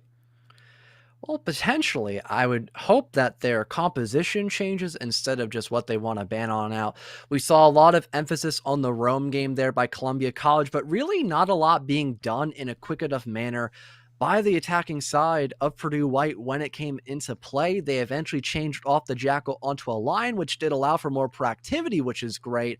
But besides that, just tunnel visioning a lot and really only going for like one-sided takes. That was probably their biggest issue overall, not what they were bringing to the table in terms of operators. But we almost have the game underway, so maybe you'll be correct. Maybe we will see a bigger emphasis on maybe allowing that roam game to be dealt with more effectively in terms of some operator bans coming in through, but I am not too sure if that's going to happen. I think we might stick true to some potential default selections here tonight on Villa. I mean, think about the complications that would be required to actually target ban click whatsoever. If it's not Oryx, then it's Goyo. If it's not Goyo, then it's something else, right? There's always a backup form. It's really hard to target ban that, but there's plenty of other people they could, I guess, necessarily target. But for a big map like Villa, not always do you necessitate that standard ban phase. You don't always have to stick to the tried and true bans, but it does definitely help you out to a major degree. But there is a map that would be easier to stray away. It would probably be this one, maybe Coastline as well. Who knows? But obviously, Coastline may not be for very much longer, so to say, if the Twitter things are all meant to be true. But first ban is Thatcher for sure. Second one, maybe we see a Habana band that could make getting through that hard wall a little bit harder for their side inside of Master Bedroom. But I guess it's personal choice. Nomad band would be kind of fun, actually. No, it'd be Flores, and that's not too shocking either. So far, nothing but the same old stuff here. But both Thatcher and Flores are incredibly good on Villa. We see a lot of extensions, a lot of emphasis on the util game when you go to a map like Villa. So having both a Thatcher and Flores ban does open things up, especially for the defense. But now, of course, we get to see the transition over on towards the defender bans. Mira being off the board, which I really don't blame for Purdue White. Although we didn't see her in action at all, it was a lot of 6 picks off of her. We didn't get to see her a lot on Oregon. She is still a very big problem, and it's better to be safe and sorry a lot more of those times rather than having to deal with her. Following up on that Mira ban will finally be Kaid. So everything is pretty stock standard here for the ban phase, just as I expected. But Valkyrie is on the board, so maybe we could see some fancy Valkyrie plays potentially on either side of Purdue White and or Columbia. Well, who do you think will be the standout player in this one, John? Name one for each side. Rome game is always big on Villa, so I feel like, yeah, okay, just player names, no explaining. Just player names. I want nothing else.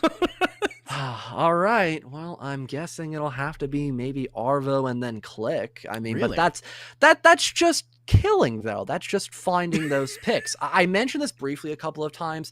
Stuff like enabling your fragger. We saw a lot of rounds on Oregon where we had the Zofia of Click being droned out by a teammate like G-Sin or Oni, for example, and it granted them a lot of picks. Sometimes it didn't work out because the positioning of other people wasn't spot on, but that's okay. They understand the basic of playing as a team there and not just having your Zofia face check everything blindly. So, in a team-based game like that, you also have to worry about how effective your drone game can be, how well your intel is in that department, also how well your utility usage is. If we don't see G-Sin place any air jabs, that's going to be a problem when Arvo or someone like Yellow tries to go for a flank in the other round, and now you have to worry about both your 12 and your 6 as an attacker. So it's a lot more than just who's going to find a bunch of picks. which is kind of why it's hard to answer a question like that. But if we're talking about just kills and flashy plays, then yeah, for sure, Arvo and Click. But there's far more to it than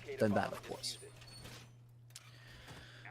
Well, what started off as a simple point of me trying to see who you would pick to be the favorites kind of turned into fragging, which I didn't think you would actually go for. I thought you would go for a bit more of utility players on site. Yeah, I think Arvo is fairly important. We saw Arvo step up pretty big on the Jaeger previously with the 416C, but I think overall, in terms of their defensive setup, one of the more important players on their side is probably going to end up being Baja, who played previously on that smoke map 1, now playing the mute, kind of transitioning to a new strategy. That would probably end up being the player they stick inside of Vault as well when it comes to that planes and games room side. And then for the Columbia attack, I think that one of the more important players here is probably going to end up being Jason, just because the extension that comes through by a lot of defending teams. And even though this is Purdue, they still do like to extend, and we see that right there with Swaus. And while it may be Click who finds the kill, it's brought forward by the fact that they're droning quite successfully. Oni is currently the player droning ahead, trying to gather the information, but it's mostly util info, not really player info.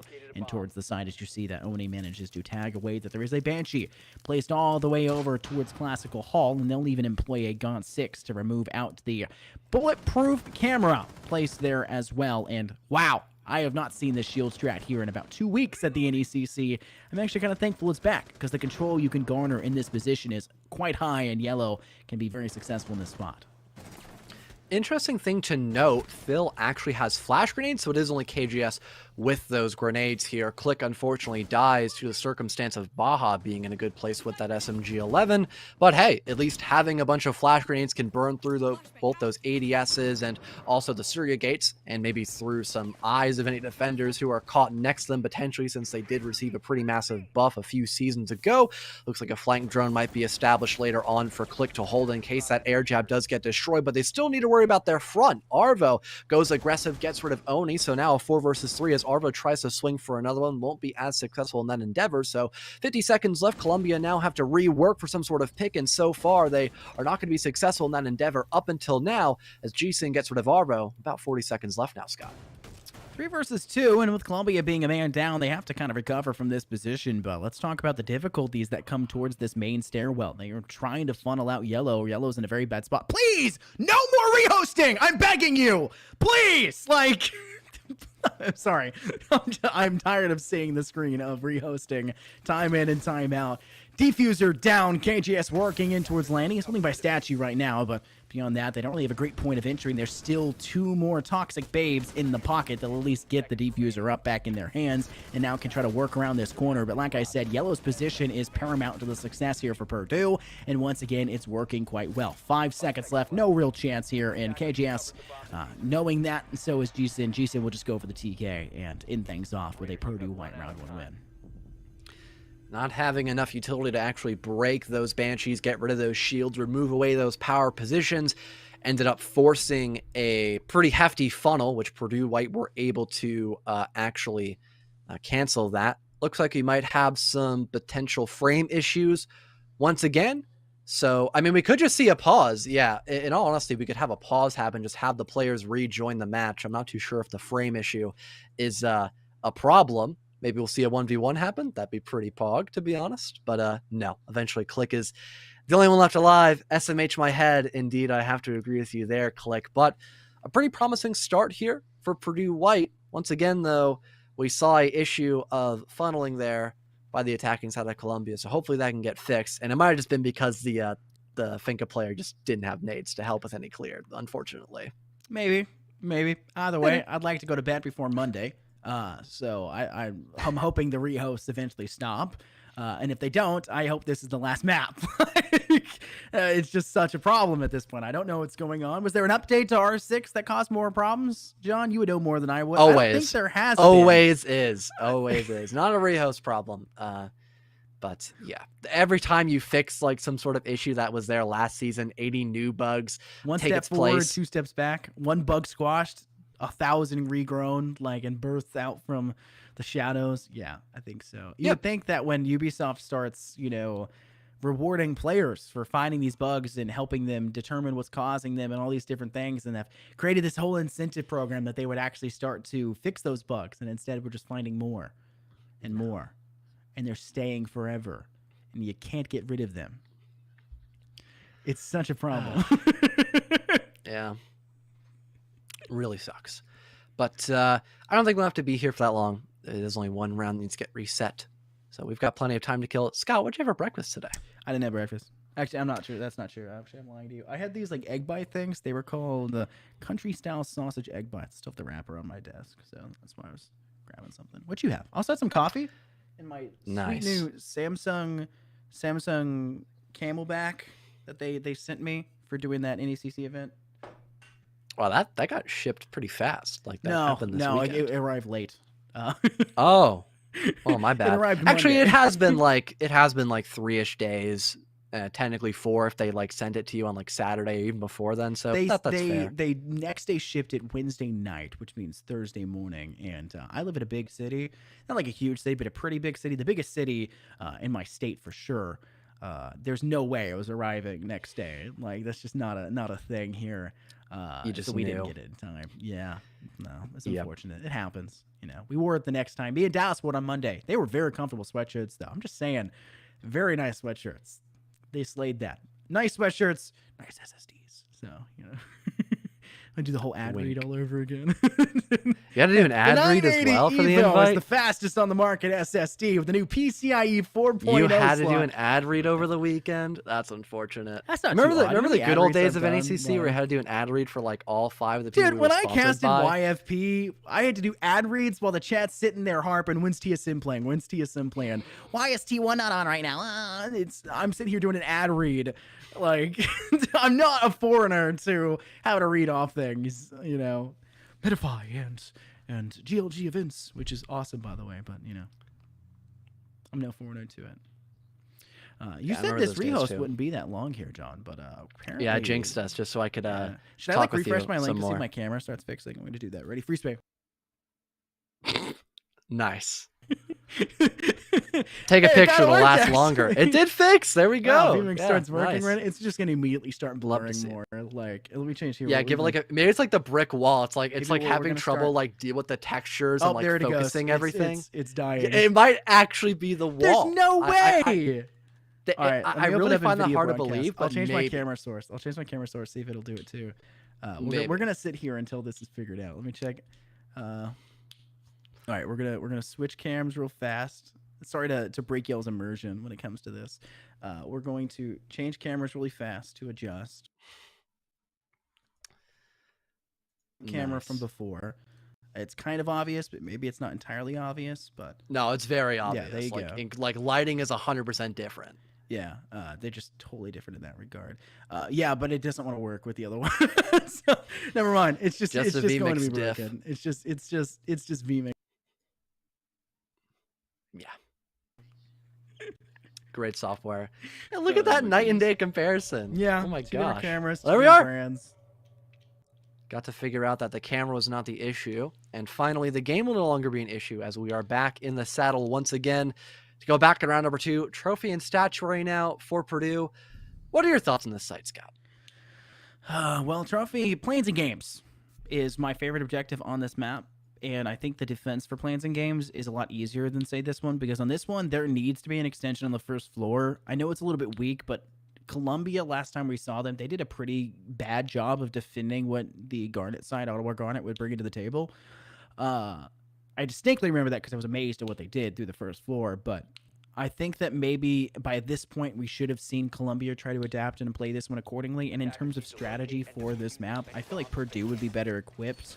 Just all around. I think that was our main thought process anyways going into this, just assuming Purdue would, all in all, have better strategies, but maybe Columbia would be the better gunners, and I think that's kind of been the case throughout. But with this objective, it's an extension towards astronomy. It has such a heavy emphasis on that point, and if the attack of Columbia can clear that, then that gives them such a foothold to continue their siege on the site that it's hard to recover from that as Purdue. So if they lose that early, it's game over for them. I have to be honest in that regard. But if they can keep them towards the south side of the map, maybe pick up an early kill with Swouse, maybe have Yellow find something, maybe even if Arvo wants to extend in this direction, go for it. But if they can find an early kill on that south side of the map towards study, towards the planes and games room sites, then I think they'll set themselves up really nicely, and Columbia will have to start to pick up the scraps. Now, I love the pick here of the Echo for intel gathering, don't get me wrong. Also like yellow, that allows 2 shields to be on the board here. Would have definitely preferred a Valkyrie in general, maybe getting rid of that alibi instead and sacrificing a shield because of that.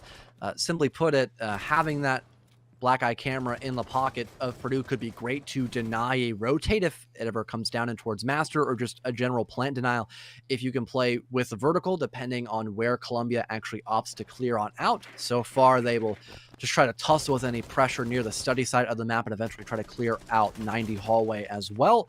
So no one moving downward towards that middle floor just yet, but eventually they'll most likely have to do it because of what I previously mentioned earlier, that potential vertical pressure they might need to deal with. It might not be as potent because there isn't as much intel in the pocket of Purdue, but speaking of potency, it looks like that position by Click holding near 90 will be more than enough to get rid of Swaus early on to give Columbia that first pick here on the second round. And that spell is disaster. Losing Swaus in the extension, well, it's not the one towards astronomy like I spoke about previously that's so important. Still losing a player that can defend side, especially from this kind of landing side towards classical and towards, you know, that exit out from aviation. It's just such a problem now for Purdue, but it looks like we'll see Columbia trying to rotate over. Once they've cleared out that side of the map, the southern edge, they know that they can leave 1 or 2, maybe with a couple air jabs behind if they choose to employ that. G-Sin's in this position, so I can only assume that they have done just that. And then they can start to push in from that master bedroom side. But notice, Yellow's been on the prowl from underneath the entire time, and Oni, the player that is the Hibana hard breach for the side of Purdue, removed, and that's going to basically make it impossible for their side to actually get through that master bedroom hard wall. They have to think again about what to do, and Click jumping off the map is not the way to do it. I know things seem bad, but that's not the way. Unfortunate. Thankfully, there are still a couple of adrenaline surges, so Click can regain a bit more health than just the 20 or so they're left with once they get revived by Phil. And, oh no! Looks like maybe a grenade has actually forced Marcato down. KGS will now finish off their prey. So at least Columbia technically have the man advantage here. Most definitely do.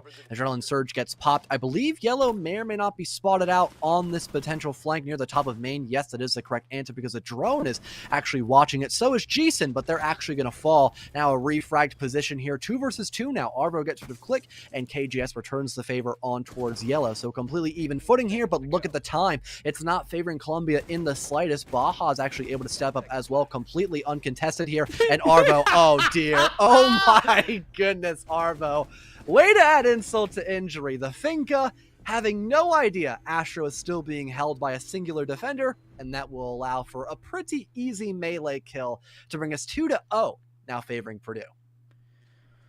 Whew. Well, an ending that was kind of not expected. The first frag drops in Columbia's favor, but the long con plays, the extension on the first floor, and Columbia failing to utilize the first floor basically whatsoever besides when they felt it absolutely necessary. Yeah, I think that Purdue had the better strategy there in that round. But now that they've won on the 2 mainstay objectives on Villa, they're going to head down to Dining Room and Kitchen, the one that I touched on as well last map, saying it was very reminiscent of the older style objectives in terms of our 6, before all these fancy reworks, before all these surrogates, before all these alibi replicators. We just had castles, we just had cap cans, we just had pulses, mutes and smokes alike, oh my, and well, we do see a couple of those. We don't see all of them. We'll have the lineup be fairly simplistic for Purdue. No pulse, so no real sightline gaining, but they do still have 2 nitro cells to employ.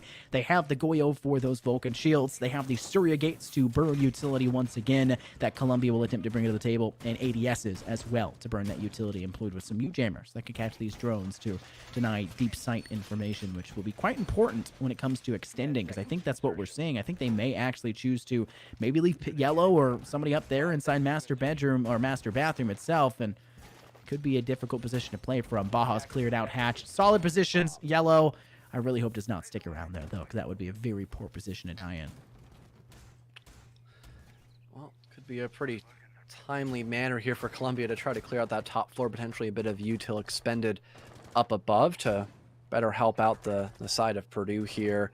Looks like Columbia are going to opt for a 3-2 split, having some pressure established inside of Study, but also having some of that actually moved in towards Master as well. That could allow for a pretty nice crossfire if it actually plays out the way Columbia will intend it to, and they're still going to be going on that pretty common drone game as well to try to flush anybody out early on. A fallback is definitely potential here for Purdue, but the fact that they have a lot of utility committed up on this top floor, I feel like they'd rather try to hold out up above as long as they can before they inevitably make that fallback happen. The Goyo now in the middle of Deer is just receiving a hail of bullets. Finally, enough of those bullets will connect to grant Click at least one. Thankfully, Yellow is there with the trade, and they'll fall back in a pretty good manner, now being able to reposition up and towards Red to maybe find another near that top floor, but only time will tell, as it's not actually going to work out for them at all. Phil is at the ready to now bring the man advantage back in the favor of Columbia. Columbia still have the advantage, like you just foretold, but the question really is for how long. There are no nitro cells on the board for the side of Purdue. Tossed, but unfortunately not detonated just yet. Baja kind of waiting for the prime opportunity, but I don't think it's actually his. It probably was Marcado's, who's already been felled and has no opportunity to be utilized anymore, and that's the problem with losing players quite early. What are they doing on the Purdue side? Yellow has switched between 15 different cameras right now, just watching everyone at the same exact time. It's kind of distracting. Please stop, Yellow. But in terms of the second floor control, Columbia are in good favor. They just need to kind of curry favor in regards to the Grim Reaper, and they're trying to do that right now. Great position by KJ, yes. Able to DBNO one. Oni actually finishes the kill, though, but Arvo off screen also managed to find one of their own. Still, even trades, and it's still Columbia up on top. Full HP to basically everyone on the board. Baja down to 20 because of the DBNO, and they didn't bring a Thunderbird, who's very popular on this map, might I add, especially for this objective here, John, and could create some complications as they are trying to deny what seems like an inevitable Columbia push. Speaking of HP, we could see a Finka boost be popped, still two in the pocket of Phil to boost up their teammates and allow for a much easier push to maybe just out-muscle the last two defenders here. For Purdue, it is only Arvo and Baja left to stand. Baja already on such little HP. Arvo lands a nice shot, though, all the way from kitchen, leading into that laundry doorway. The Surya gate now reset as well. Thankfully, Oni will get rid of Baja. Now the 1vX here for Arvo to try to clutch out. They'll have to rotate around, leaning into Memo. They're going in here for the slow walk to maybe be silent on this push, and potentially just as deadly too. No one having any idea about that positioning. Great patience there by Arvo. Oni gets off the plant though, and thankfully eliminates Arvo at just the right time. It's not going to matter. As simply put it, the man advantage was more than enough to play out that trade game, but man, Arvo made it way too close for comfort there by Columbia, but at least they get a round finally in their pocket. Well, Columbia, like you said, in the back pocket. They'll keep that one for later, and it's something they can look back on when it comes to that round. They went from a position of dominance, having a man count advantage, then to a 2 count advantage. At one point, they technically had 3 because 2 players were DBNO'd, but still only evenly trading and one player being picked back up kind of makes things a bit more difficult for them. But leading it to a 1-on-1 in the end, that cannot be allowed if you're Columbia. They need a much better control over the objective when they start to push forward. It's the same objective every single time. There's nothing that Purdue can place yet, because that obviously can change when the new operator comes out. That will change how that objective looks on the inside. There's no giant walls blocking views. There's no new couch set up in the area. They just failed to watch their corners and keep things close. And Columbia, I think they tunnel visioned in, which is kind of the big problem. We've been talking time in and time out. You specifically have just been harping on them incessantly forward, and I have to agree, man. It is kind of getting ridiculous about how they fail to look around them in terms of these positions. And I think that at some point you can kind of say, hey, they're trusting their teammates, John. They're trusting that this person has their back. They're trusting that this person is doing this and they'll be covered. But at the same time, I think everyone's trusting in the other person, and nobody's actually been left up to do the clearing of corners, to do the flank watch, to do all this stuff. They're all just trusting that somebody else is doing it, and that's a huge fault. Moving in around number 4, a reattempt here by Aviator in Games Room. The biggest problem was that there weren't enough explosive utility in the pocket of Columbia to clear out anything such as those shields, the Banshees, and also any mute jammers to help with that hard destruction in the pocket of Oni. Thankfully, Phil has switched off of the flashes here for this round and has brought themselves back into the grenades, which they have done a few rounds prior as well, but that was just one thing to note quite heavily upon for that first round. KJS and Swaus almost actually surprised one another inside of 90. Luckily, though, Swaus is not going to lose their life early on against that upside-down repelling player. still that 5-on-5 because of that, and Colombia are slowly and most definitely surely getting their map control established across the map to then start applying pressure towards 90 and just going for that default take leading in through Skull at some point. A single claymore. No, send an air jab there instead, please. They did. Man. They did. Okay, good. I was going to be so upset if it was literally just a claymore. But one of the good things about having a surrogate for the defense is burning util like we just saw. And the flashes are a great piece of utility for the attacking side of Colombia to employ. But think about it. They had 6 coming into this, and now they're only down to 2. They just expended one of theirs, and unfortunately 3 have fallen completely useless onto the ground. And now the utility of Click, that lifeline, has fallen useless to the ground, same as their Schlump body is. The Nitro Cell from below finds impact and garners another kill for Purdue. Arvo, success with a 416C, knocks Phil off the board, and it's just Gsin and KJS left standing. And time in and time out, what's the story we've been seeing unfolded? Colombia kind of flustered on the attack, despite them being quite an aggressive team when it comes to both sides of the board. And Purdue just simply are gun diffing them or util diffing them in their own stages of the map, what you would call their territory, what would you would call their own ground to employ, the sites they've already cleared, the areas that they feel comfortable in, and it's a great job by Purdue to make them feel uncomfortable in those spots. A lot of uncomfortable positions now for Colombia, like you mentioned. Gsin is very low in HP. Not really long for this world, most likely. They may be able to find one more pick, but I'm not too sure they'll be able to find 2. Maybe KGS could help maybe alleviate some of that pressure. Both players for Colombia will now try to band up to try to get the job done here in these last 30 seconds, but it'll be a very challenging job to accomplish. So much in the side of Purdue. They've got that shield still in the back of 90. They've got toxic smokes. They've got impacts. They don't have a nitro or a mute player anymore of that because KJS lands a beautiful shot on towards Baja. Still a man advantage though, and Swaus from Red Stairs gets the last 2 of the round on a really nice flank. Once again, just that double-pronged defense being a bit too much to handle here for Colombia, as it's going to be a 3rd now for Purdue. 3-1 our scoreline, only 2 rounds left in the half, but Purdue have at least guaranteed that they'll break even at halftime if Colombia can make the recovery and pick up the next 2. And for a map like this, where the defense is typically considered to have that advantage, that is somewhat of a guarantor, somewhat expected to see, but Colombia, if they don't win a single another one of these and we see this go 5-1 at halftime, that is not the scoreline you want to see. I think if Colombia can take 1 more in the next 2, they'll be sitting in a pretty good position to make the recovery on the defense, but this map has flowed through as the metas have changed, as the strategies have evolved throughout, and we are more likely to see 3-3 halves. We are more likely to see stat lines that go in that direction and are more even on most maps, as Ubisoft has somewhat kind of toned in the defense advantage back a little bit by buffing the absolute crap out of all the attacking players, like giving a guy bombs on a drone that absolutely destroy pieces of utility, or like giving Finka absolute buffs and making her the most played operator in the game in Pro League, or maybe doing the same thing for Iana and giving her Gon 6 on top of her explosive utility of having nades. But even with all of that in the pocket, and even with all of that being utilized by Colombia, they're not finding very much success. And even when they do, it still comes down to a 1v1. That's just not the best look for them.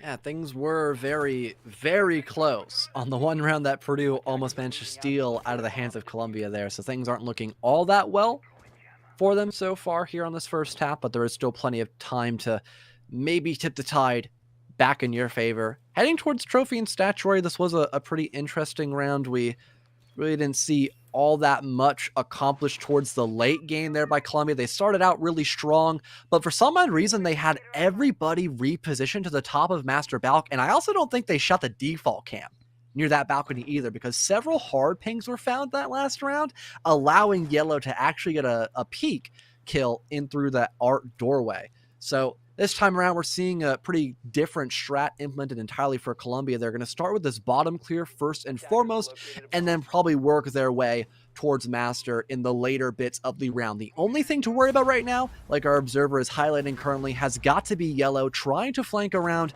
near that back area of Pantry Stairs. Thankfully, though, for Columbia, they're not going to have to worry about that just yet, and 2 nicely tossed grenades are actually going to allow to down out Baja as they were able to break out that mute jammer. But here comes Yellow on that previously mentioned flank, netting 2 on the round. Phil trying to outduel that Alibi, but unfortunately that's not going to happen. Yellow 3 massive picks on the round, doing a bunch of work here for Purdue, as Columbia, they've got no idea what just hit them. It looks like the Cowboy from Overwatch, just high noons and 3 players fall quite quickly, and everyone just running around, not sure what to do, trying to get behind cover, trying to cover themselves and their teammates in terms of shots. Nothing was successful, and I really like the point you make that Yellow has been such a danger, and I would have said it even without knowing where Yellow was bunkered up in this round. Yellow has just been a menace to Columbia the entire time, and we've seen that time in and time out. I think it's only doomed to continue, and unfortunately for Yellow, at least in this round, no way to guarantee anything beyond the amount they've already capped, and Oni will get the refrank back, saying, well, I may not win the round. I have dubbed myself the victor against Yellow, the man who found 3 of my teammates. Oni's still trying to work in from the first floor, has control over dining. I don't think there's a single other player left for Purdue on the first, and Oni's going to have to clear their way up through corner stairs. They're going to also have to clear out Mudroom, as they're aware there could be just a player there. Click is saying that he's trying to hype up Oni, I guess, is his plan right there, but Purdue are probably not going to allow any chance for that to go through, and it does look like that will happen as a Mossberg from down the stairwells gets the kill, and they'll guarantee themselves a round. I like the reality of Columbia realizing, oh wait, I am a broke college student. I cannot afford to give away 50 Click's bucks like, yeah, like please that. don't let him win. Please don't let him win. I completely agree. Gotta agree. Just get a job, John. Come on. Jeez. Yeah, clearly. Just like Clearly. get 3 jobs and also attend college at the same time, and have to pay rent and food and books. And I'm currying favor with college students right now. All right, that's denied. Yeah. Nice. Oh my goodness. But that was a really fun round, denial, actually, John. Yeah, Columbia is still being denied really any proper round wins here today on Villa, apparently. Yeah, it's not looked really good for them. I think one of the big things we've seen them struggle with is just sustainability in the middle stages of the round. I, again, feel like they're not checking their corners. It's not exactly, I don't think the term tunnel visioning is the greatest way to put it, as we don't see them tunnel visioning in one direction. They're just not clearing their corners. They're just failing to clear out these corners, and it's just absolutely crippling to watch them do it. Yeah, looks like we'll have a reattempt here of the basement floor. Now, technically not basement floor, but the first floor here for Purdue. This was the one round that kind of got away from them, but that did once again come down to a 1 versus 1. I'm wondering what change will be implemented here by Columbia this time around, because their attack was definitely, leaving more to be desired from, but they did still get that round as a victory. It just really came down to a very close predicament. I feel like just their general flank has just not been watched properly at all, despite the fact they've brought out a Nomad, and also just that early information game has not always been spot on for them, especially when they have to worry about someone roaming about near the basement floor. So I think that proactivity game by Purdue will be tenfold on this round in comparison to what we saw months prior, because they know they can kind of get away with risky plays from time to time, so long as they're at the right place at the right time. And we almost saw Marcato in the right place to get that pick on towards Click, but that's not going to happen, so it'll still be that 5-on-5 for the time being. Marcato has extended quite far, and we saw the Goyo be successful on the roam, but it was really mostly in Click's hands that time around. And while we can't always trust our scoreboard in terms of who's got the most frags and who goes beyond us, we've rehosted about 35 times. I think we're about to break the world record here for R6 rehosts, but I think this one should be fairly accurate, only missing a round here on this map. But the roam has been successful for the Goyo. That's now down on the first floor, working their way through Art Now Piano, and maybe taking control of Skylight Hall, is taking off Juicin, the flank denial player with those air jabs, and it's quite a devastating one to have. Yellow, wall hacking, tracking Marcato through the wall. I wonder how he's doing that. It's not like defense has borders on themselves, their teammates. I know some people actually get rid of that. I don't, because I'd shoot my own teammates. Just owning up to it. I'm really bad at the game. But take a look at Arvo. Hanging out still in corner. And this is not like a simple position of just using it to gather info and sitting on a camera the entire time. Arvo is, when no one's watching the angle, holding his gun up the entire time, ready to go for it. The second he knows he has cover from Baja, who's now stepped up in front of him, he hops on a cam and watches that hallway line. He makes sure that there's coverage. He always ensures that if he wants to gather information from a camera, there's supplementary help to assist and help him in that fight. Once again, Columbia in an incredibly bad spot. Swaus landing some fine shots through the vertical sight line here. Yellow gets rid of Click as well. They were only to find one on that Zofia pick. So once again, it's Oni left in the 1vx. Unfortunately, the last player standing once again has to be that Habana. So really nothing much that can be done unless we potentially see Click offer $50 to Oni. Once again, maybe, maybe not. They go for the swing, but there's two people stacked up on that laundry doorway. They even had someone playing on the top of the laundry hatch as well. So even if Oni found one or two picks, it was probably only meant to be those two picks there. A 5-1 split, as you feared, Scott, will be the scoreline that we see here tonight as Purdue are doing God's work on that defense. Yeah, that was a really tough defense to try and recover against. And now Columbia can attempt to pull the same thing, but let's talk about that wiggle room that is obviously not there. It will be match point here for Purdue if they take one round. It takes one round after that to guarantee it. So there are 2 rounds of time. Columbia can bleed away too, but they need to find 5 now in a row, or 5 in the next 6 to at least guarantee OT, 6 in the next 7 to make sure that they can actually go through and win it out entirely. This is a very difficult opportunity. I don't think it's super likely. I'll just be brutally honest. This map looks like Purdue were really prepared for it, which is quite strange. Like you said, this is not their map. This is Columbia's map pick. We were expecting to see maybe Columbia step up and take it in a quick 2-0 fashion, but no, obviously not. And I think this will be another close map if we can see Columbia do the recovery, kind of like we saw Purdue attempt on map 1. I just don't see it going all the way. I think Columbia kind of got too big of a grave dug, and Purdue would just continually patting that dirt on top, even finding dirt from elsewhere, maybe from Oregon of the last map, as they obviously had some bad feelings about that loss. They're just trying to make it even worse for them. Let's see what Columbia can try to do to maybe lessen the advantage that Purdue has gained on them from that first half. I mean, almost 6-0. Pretty strong stuff. Even a 5-1 split is phenomenal. They just need a couple of default round wins on their attack, and they should be pretty golden to set themselves into a third and final map here tonight of this best of 3. Which, reminder, that is Chalet, which I feel like will fit the playstyle of both Purdue and Columbia very well. They both like to get very aggressive, so having a more attacker-favored map here on the chopping block for them, that could be pretty nice to see. If we get there, of course, there's still potential for Columbia to bring this one back. It would just be a very tricky slope to climb about and not fall down, as, like I mentioned, it is a 4-round deficit here for Columbia, so they have to play almost perfectly to manage to have some sort of bite back against Purdue. Think about the objective they're on right now as well. There's a lot of utility to now having an ADS and those magnets in the hands of Jason, but the extension isn't necessarily there for Columbia. They're really sitting on site, which is something that we didn't really see that often from them. I mean, the only person we're seeing kind of up for into the foray was KJS, and unfortunately for the side of Columbia, that has been taken out in one fell swoop. They clear the shield and burn down the last remaining forefront player, and Klinkoff's screen also is felled in basically the same dramatic fashion, leading to a 5-on-3. Purdue with a man advantage of more than one, and that is basically the selling point for the Purdue attack in this half. And when you start off strong that early, it kind of leads us to believe that Columbia have fallen short, and it will be hard to deny Purdue of their map point. 2 brilliant opening picks, like you mentioned. Really shocked that there was no utility to try to stop that Vulcan shield. I could be wrong. Maybe it was just destroyed by Purdue. Who really knows? I guess not me. Swoush just walks into sight with that LMGE, forcing Oni once again the last alive, and it's just 3 picks in a row for the man with that LMGE.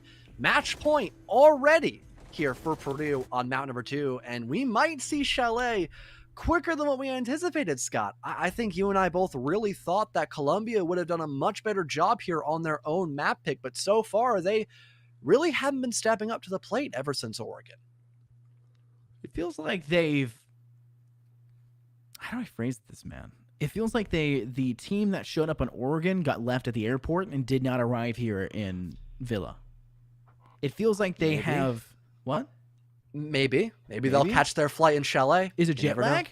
You know, is that what the problem is? I mean, yeah, NA and or the US and Italy are very far away from one another, so maybe possibly. NA near airport and being stuck in airplanes and always having to go on airplanes. It just seems like a great duo there. But True. true. You think maybe it almost feels like, if we're gonna stick to the airport point, it almost feels like Colombia got on the wrong airplane and just already arrived at Chile, because that's what it looks like this one's going to happen, with Purdue now at match point, the scoreline being 6-1. That is a stat line, that is a scoreboard, that is total polar opposite of map 1, and was just unbelievably unexpected going into this. Yeah, I'm not too sure if we're really going to have the scoreline changed all that much here between Columbia and Purdue. I really don't know.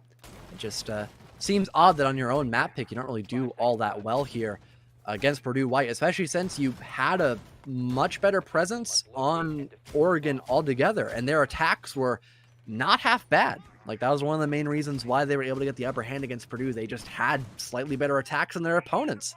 But I guess just not on this map of Villa. We've been able to see that good side of Columbia just yet. This could be the moment where that happens, but I'm really not all that sure, to be honest. It's just so weird. I feel like we're in a fever dream, so to speak, Scott. There's so much happening that just doesn't make all that much sense. And it feels so weird considering there was so much to talk about for Columbia and Purdue on map 1, and it feels like there's just so much face value stuff that we've already mentioned. There's nothing deeper than that first layer, and that's especially the case for Columbia, as it's really just been the same old of them attempting to go onto site, falling short, losing a couple players on a peak, just one player stepping up, aka Yellow on the defense, and now for the attack, it's kind of been the same thing. Purdue just step up, find the opening pick so far, return it back, maybe catch a second in the process, and from the looks of things, that could definitely be the case. We finally see the KGS has moved that shield ever so slightly back, and ADS will actually burn one piece of utility that's used to clear it.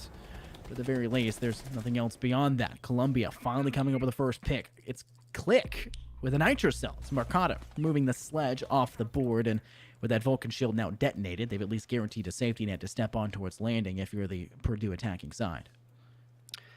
And I believe the Nitro Cell was used to detonate that Vulcan shield as well, to deal any proxy damage in case that Nitro Cell actually did not kill anybody instantly, because I don't think a Vulcan shield will actually be triggered to detonate a C4, only the other way around. Oni steps up big as well. Baja's going to fall, so Columbia looking much better in their stride so far on round number 8, potentially the last one, but they are in a pretty dominating position. Might be pretty challenging here for Purdue to try to bounce back from this position. They still have a couple of intel, such as drones and a couple of lion scans here and there, but still potentially worrying about the flank does seem to be a pretty odd, since you only have about a minute left to kill. You should be really focusing on the site here, which finally I think the rest of Purdue will try to move most of their pressure on towards that, but it's going to take a pretty hefty amount of time. Having to wait for Arvo to move all the way towards Skull Doorway, and now not having any pressure in towards the back area of Study, as Yellow will fall by the hands of Click. It's most likely just going to be a funnel in a 2 versus 5. Not all that pretty looking here for Purdue at all. At least Arvo may find something, but Columbia are still in an incredible position to flatten out this round as a victory. The curve that Columbia were trying to set up for themselves, maybe the tempo at which the pace of Purdue were trying to walk away in this map, has kind of been cut short, at least to a degree. There's only 10 seconds truly remaining, and Columbia have definitely set themselves up for this win. There goes Diffusion on the ground. Arvo was already at 20 HP, now at essentially 0, and looks like Swaus can't even kill an enemy, let alone his teammate, when he tries to, laying down to the ground. And that's kind of been the story of this round for Purdue. They have been struggling to attack there. A complete polar opposite from our round 7 attempt we saw from them, where they looked in, walked in flawlessly, and Swaus not only found kills, but found 3 of them in the last 10 seconds of the round that played out. Total disparity. And I think for Purdue, they look at that one and go, okay, we got caught off early with 2. We allowed a Nitro Cell. We need to do a better job of clearing the first floor. We need to do a better job of removing the utility that's set up and placed. Even if we have to expend a bit more utility to do so, we can bring some flashes. We can bring some smokes or something to burn these ADSs. We can find something that will help us, because we can't allow that to keep happening. We cannot allow ourselves to lose a player that early. It just basically cuts our Achilles tendon and we're crawling for the rest of the round. So it looks like you've got your wish finally granted here, Scott. We've got a Much more nitrocell orientated composition here for dining and kitchen room. We've got that pulse together, plenty of pocket information, the mutant Mozzie as well for drone denial, and also for the Mozzie, some extra information too, and a cap can, which is great for that element of surprise factor. So maybe if the droning or just the general face checking of these doorways is not up to par, someone could lose a lot of HP from those shrapnel booby traps. So don't really hate this lineup at all. In general, though, by Purdue, the same problem that you and I have mentioned a couple of times beforehand, the tunnel visioning.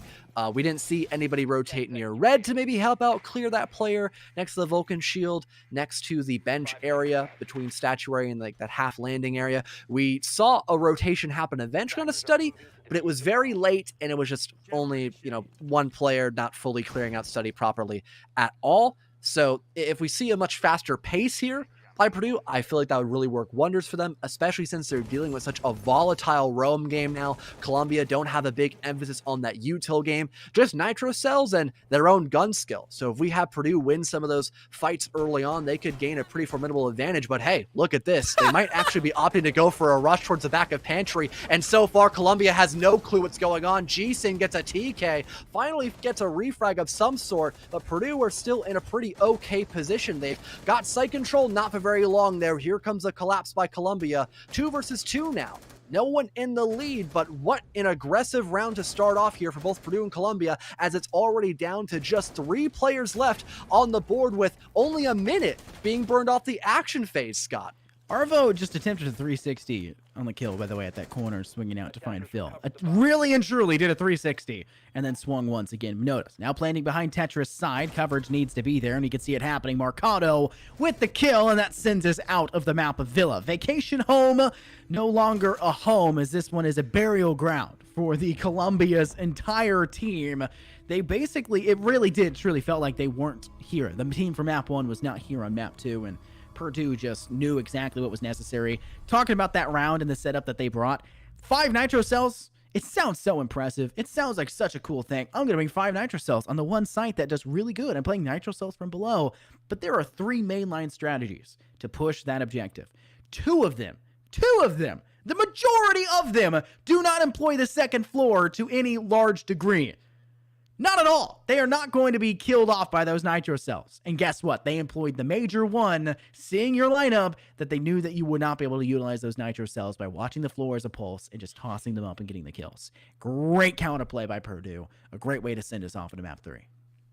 Yeah, like you mentioned, we're not going to be done on Villa. We are heading to a third and final map. Before that, we'll go into another break and be back in just a few minutes to get Chalet underway as quickly as possible. Don't go anywhere, as we'll be right back.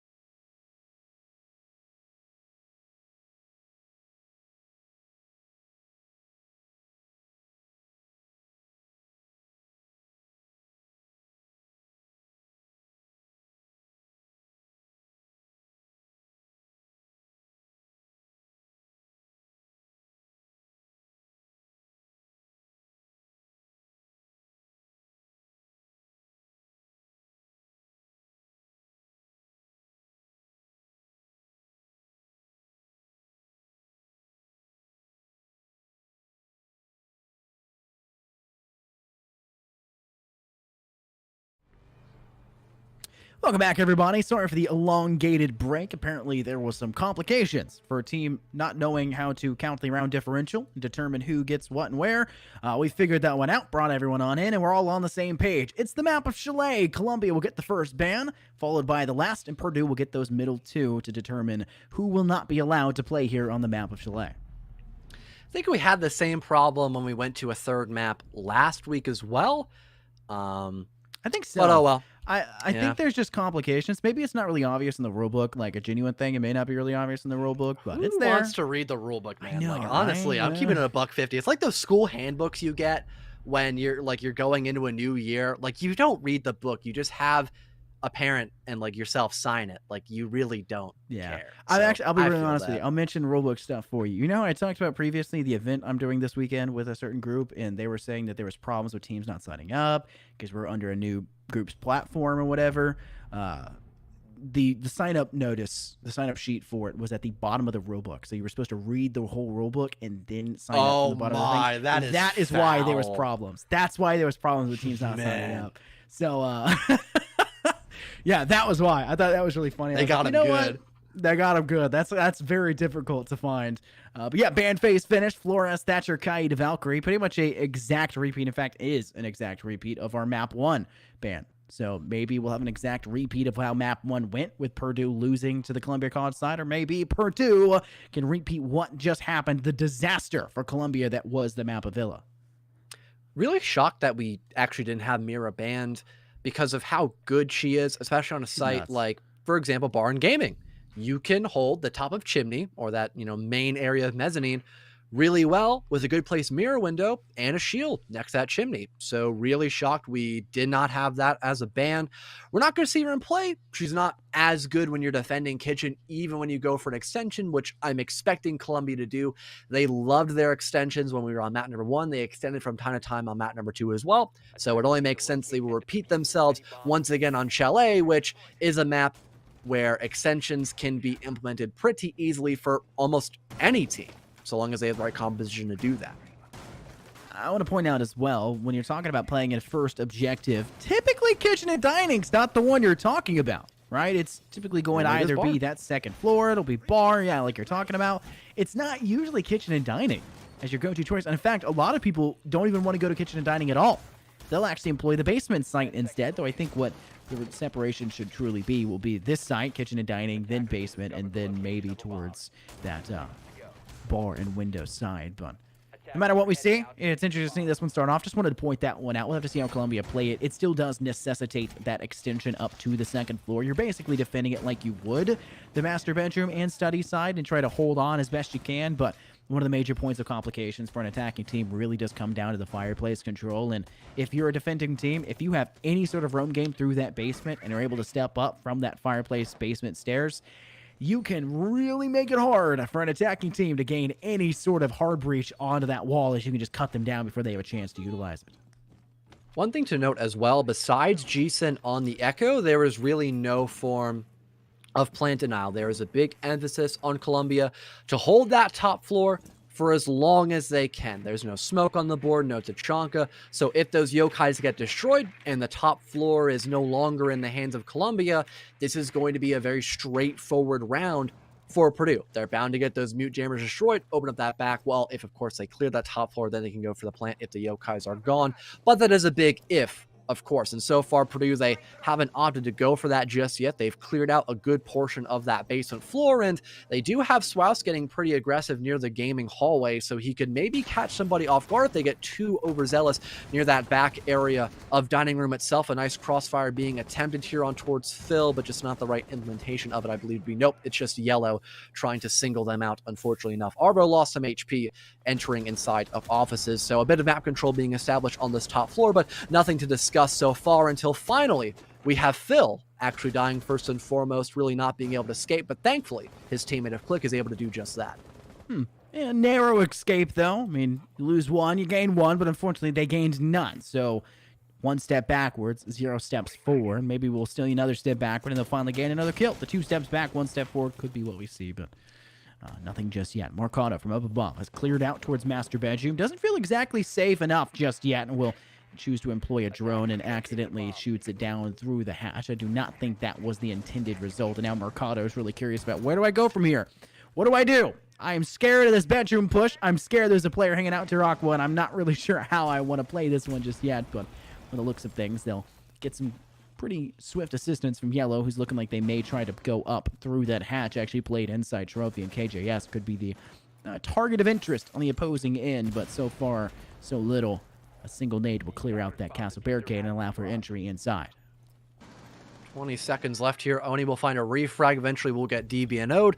So technically, things are back in the favor of Purdue. Not a lot of time to play with here, and it looks like Columbia have enough sightlines here to try to stop this push altogether once we go in the red time. Swaus gets down. Click will manage to spray through one, entering through the main wall. Now 2 versus 2, a drastic attempt to be made here. Arvo going for the plant. The Echo not on their Yokai drone. Arvo might be able to stick this here, but there's no time left. I believe he heard Jason get on that Echo drone. That is exactly what happened. So he had to get off the plant to try to find some sort of pick. So one of the few things I mentioned about that defense, the Yokai never being dealt with and Jason never eliminated, allowed for Columbia to scrape away with their first round here on Chalet. Scrape away may be a good way to phrase that one, because Purdue had some glimpses of success. Obviously, there was getting that opening pick, finding themselves some action across the board, and just kind of falling victim, as we would like to say, to the remaining player on that Yokai and being able to utilize it quite successfully. And talking about how this next round will play out, we are going to go over towards the bar and gaming room side. So we will get to see the big window. Hopefully that will be kind of dealt with swiftly. We'll also get to see that second floor library trying to be utilized by the side of Columbia College to success. And a lot of that and a lot of the defensive positions held here do kind of lead us to believe that Oni will have a lot of success on that Mira, like you had so prophesized just last round at the beginning of it, talking about how the Mira was left unbanned. The control that she can give a defending team with information, as well as, what is this one? I don't understand this one. But the control that she can dictate is quite high, and it's mostly talking about the second floor as a whole to do that, but it can be quite successful there as well in the first.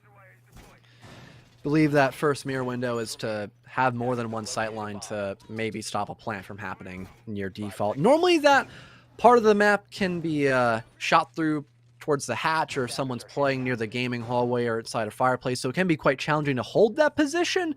But in terms of general verticality, there is a lot of the hard wall to actually stop that. But other than that, the main mirror window will get deployed as well on that top floor to better help that player near the top of chimney, like I was mentioning earlier. So pretty standard stuff coming out here by Columbia. They have a ton of utility to stack up on that top floor, so this extension is going to take a lot of time by Purdue to most likely clear out, so they'll have to be very efficient in this map control, and also that pressure established against all of that utility, which on round number 1 they were a bit sluggish in, so they better change their play style relatively quickly, or else this could be 2 pretty quick rounds here for Columbia early on this first half, and oh man, that's not a good start for Purdue at all.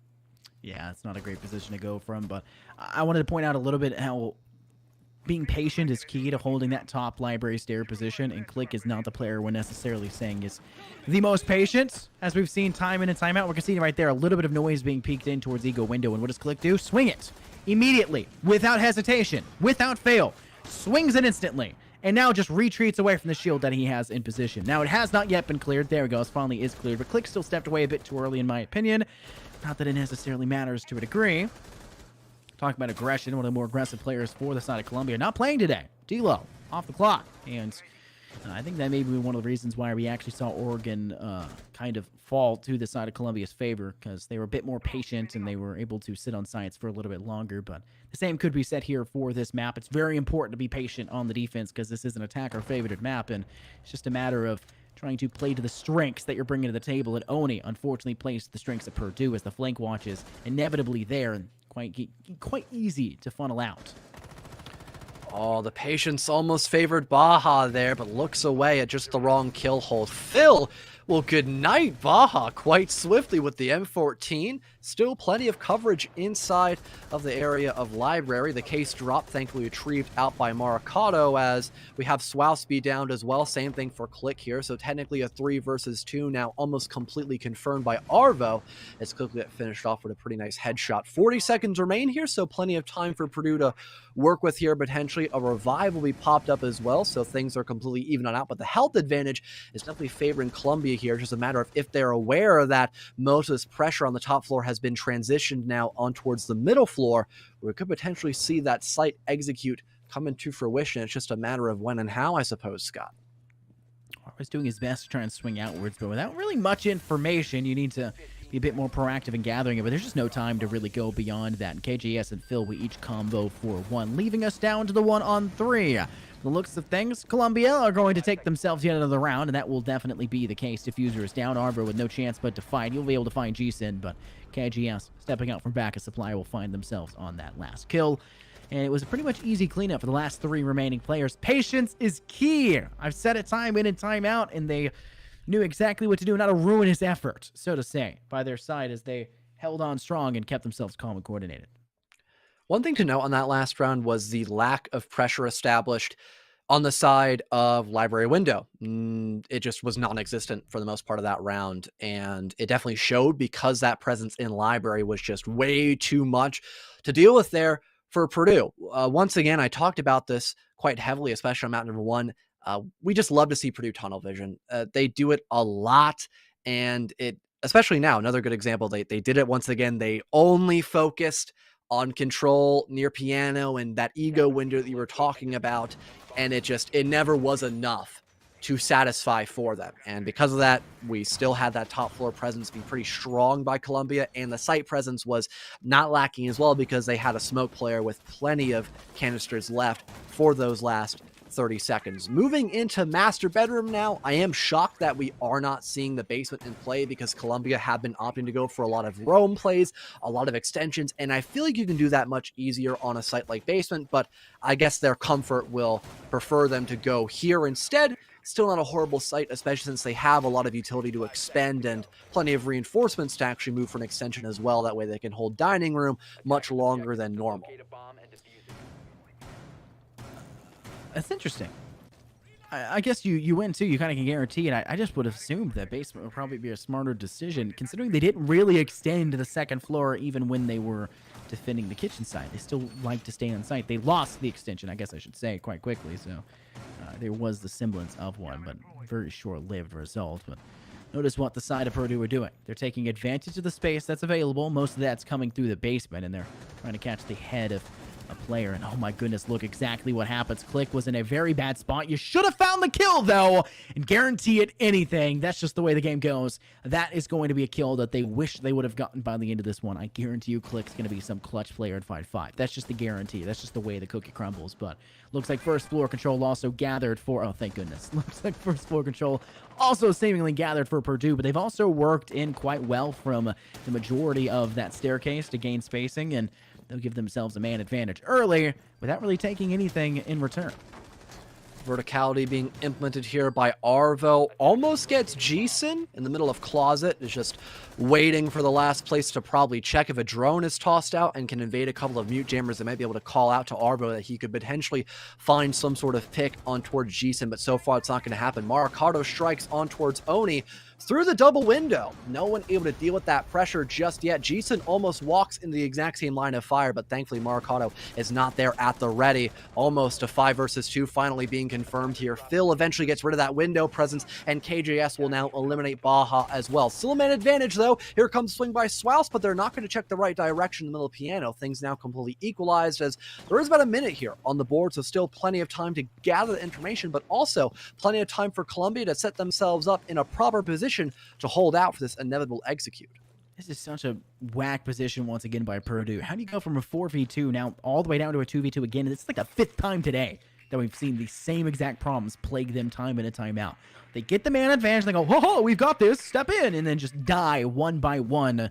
And it hardly feels like one by one. They die by the dozens, it feels like, when they attempt to do that. And it's really just Columbia just gunning them down as they walk forward, and that feels like such a huge problem for them. But losing Marcano and big window is probably a bigger problem than they initially maybe would have wanted to let on. But looks like at the very least they will get this plant down. Yellow will confirm, and then they'll think a boost as they try to run on back to defend from that Solarium side. But Arvo able to find one, cuts down KJS, and Yellow does not actually make the escape, instead stays inside closet and will pounce on the competition of Phil as they walk on inwards, and they'll give themselves finally their first round win for Purdue. And thankfully, there was no one to deal with that pressure on the big window, or even the Buck inevitably, or eventually, killing Click, as he did make the proper call of, hey, I need to fall back. Let me go and return to the site. It just was in a very awkward position. He probably expected someone near the top of library, perhaps? No, not even, because that's still a pretty difficult spot to rotate on towards the fireplace stairs.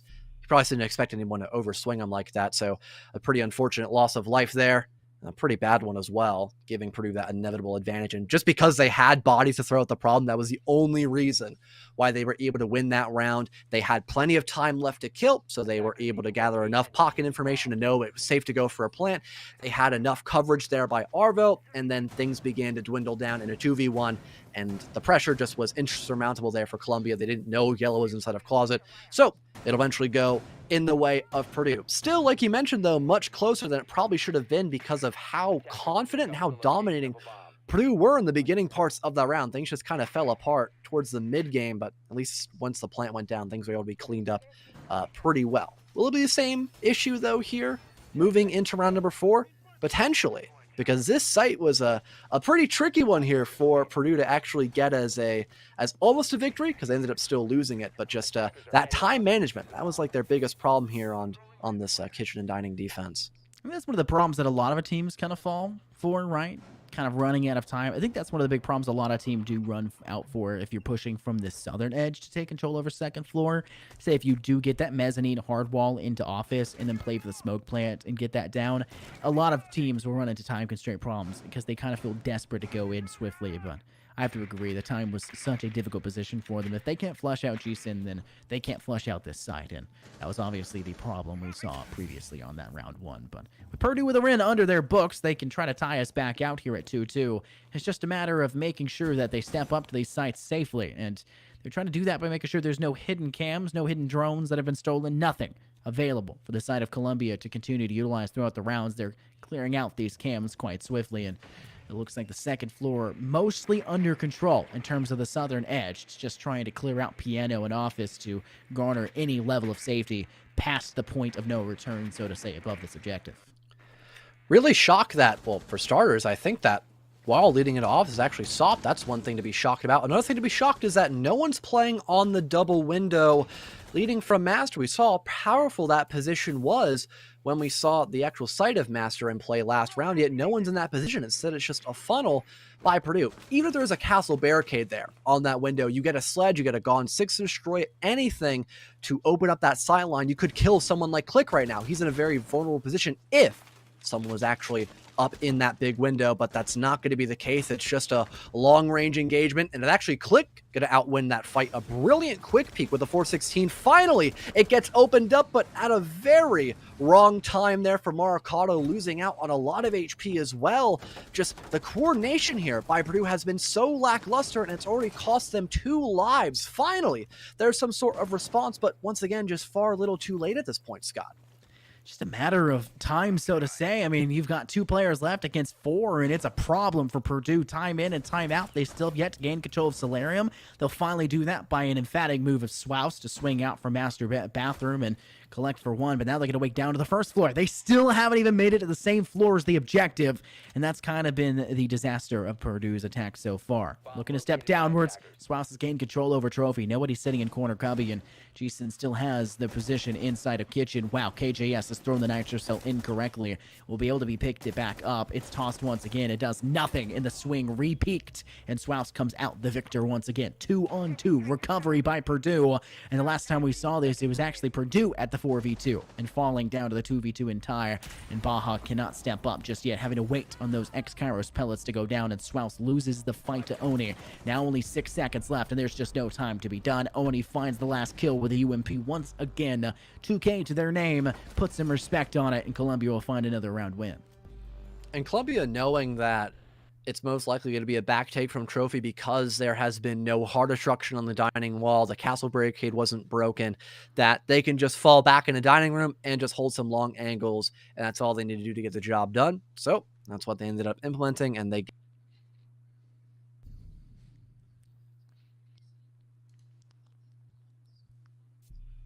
understand what they have to do, but the implementation of what they bring out in order to get that achieved is not been correct. I mentioned this earlier, the lack of big window pressure, far too late by Maracado.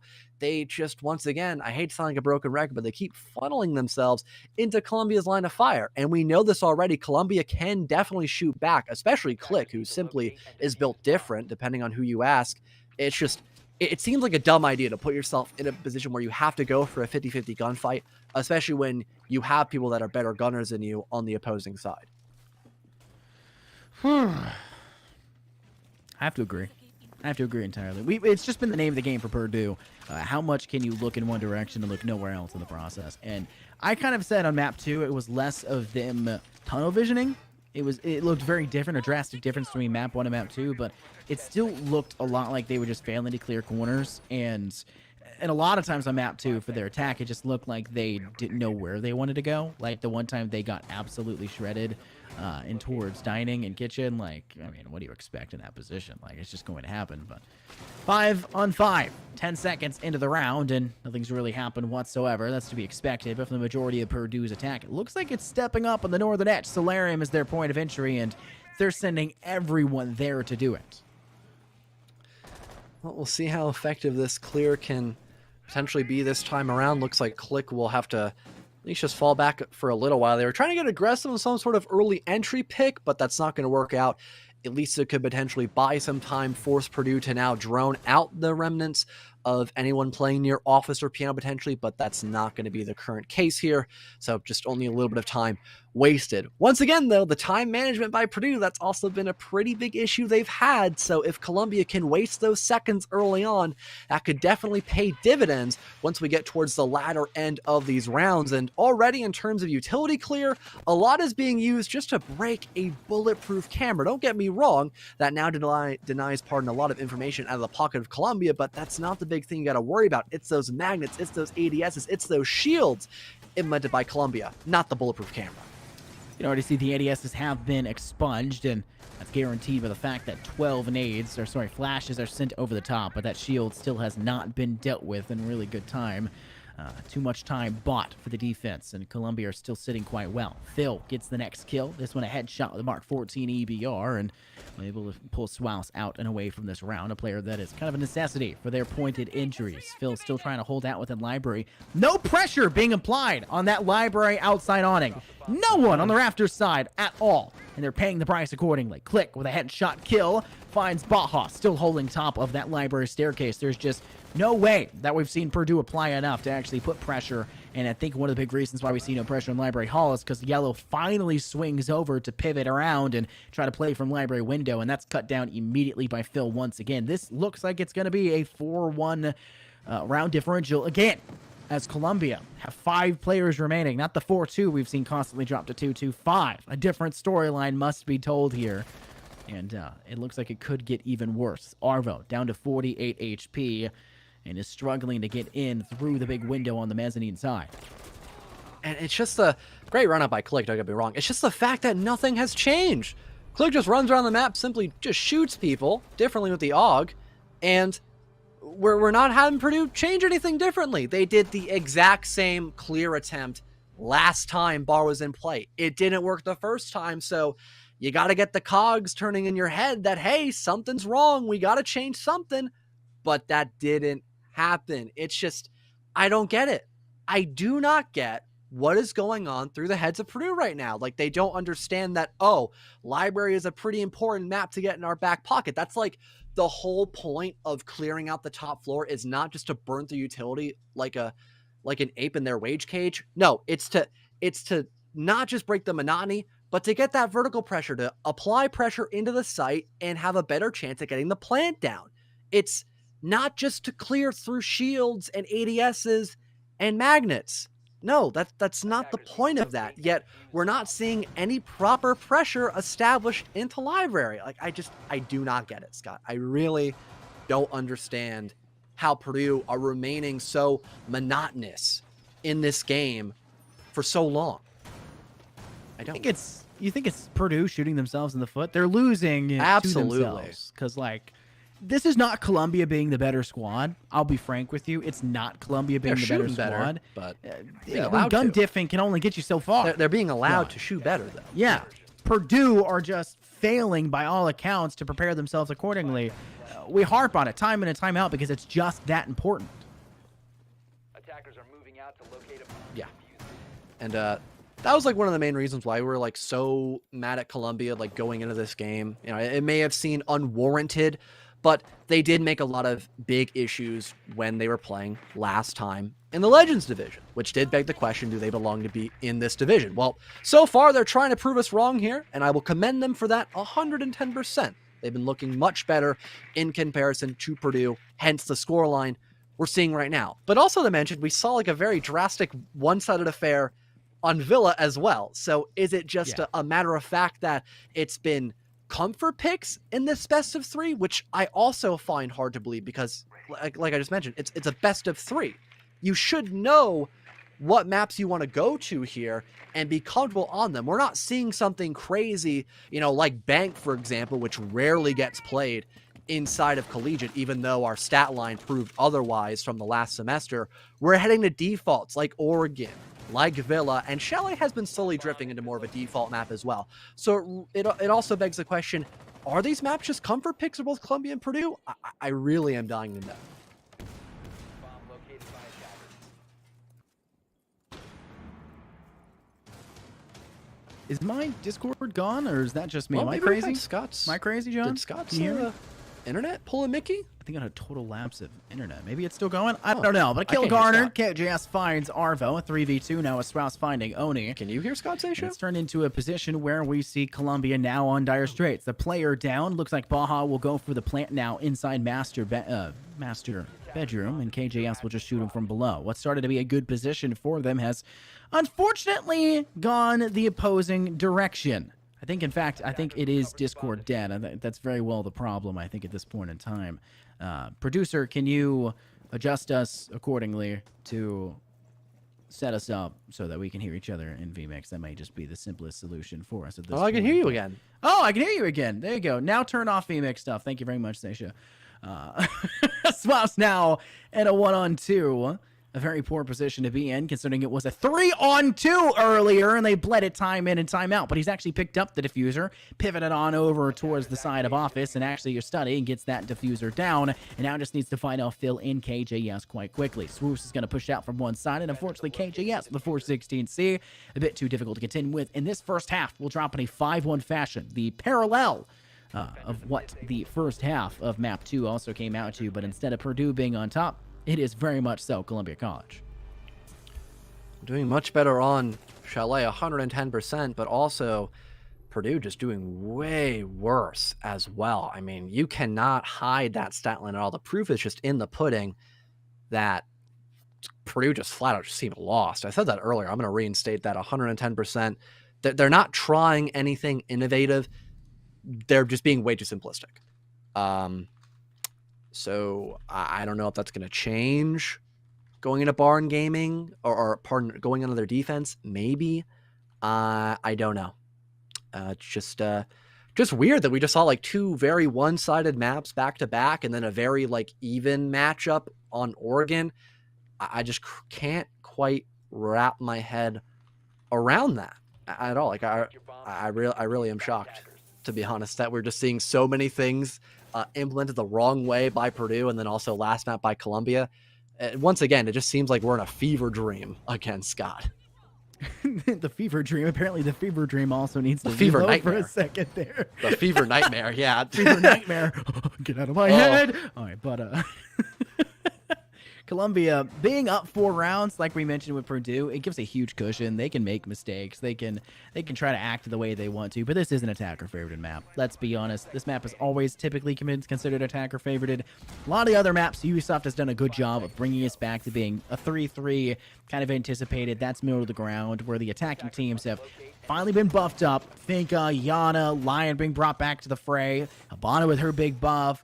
Lots of stuff have brought attacking teams back into an even playing field with most defensive presences. However, for a map like Chalet, that's almost over-tuning, and in fact, it really does feel that way as an attacking team typically is favored, but I do not like this shield position by Marcato. I almost feel like he's too exposed in that position. He's too far back, but ultimately, it doesn't seem to matter. The kill's not garnered onto Marcato. It's Yellow, who was prowling around in the basement, and unfortunately is going to have to stay there for the rest of this one, now relegated to drone duty.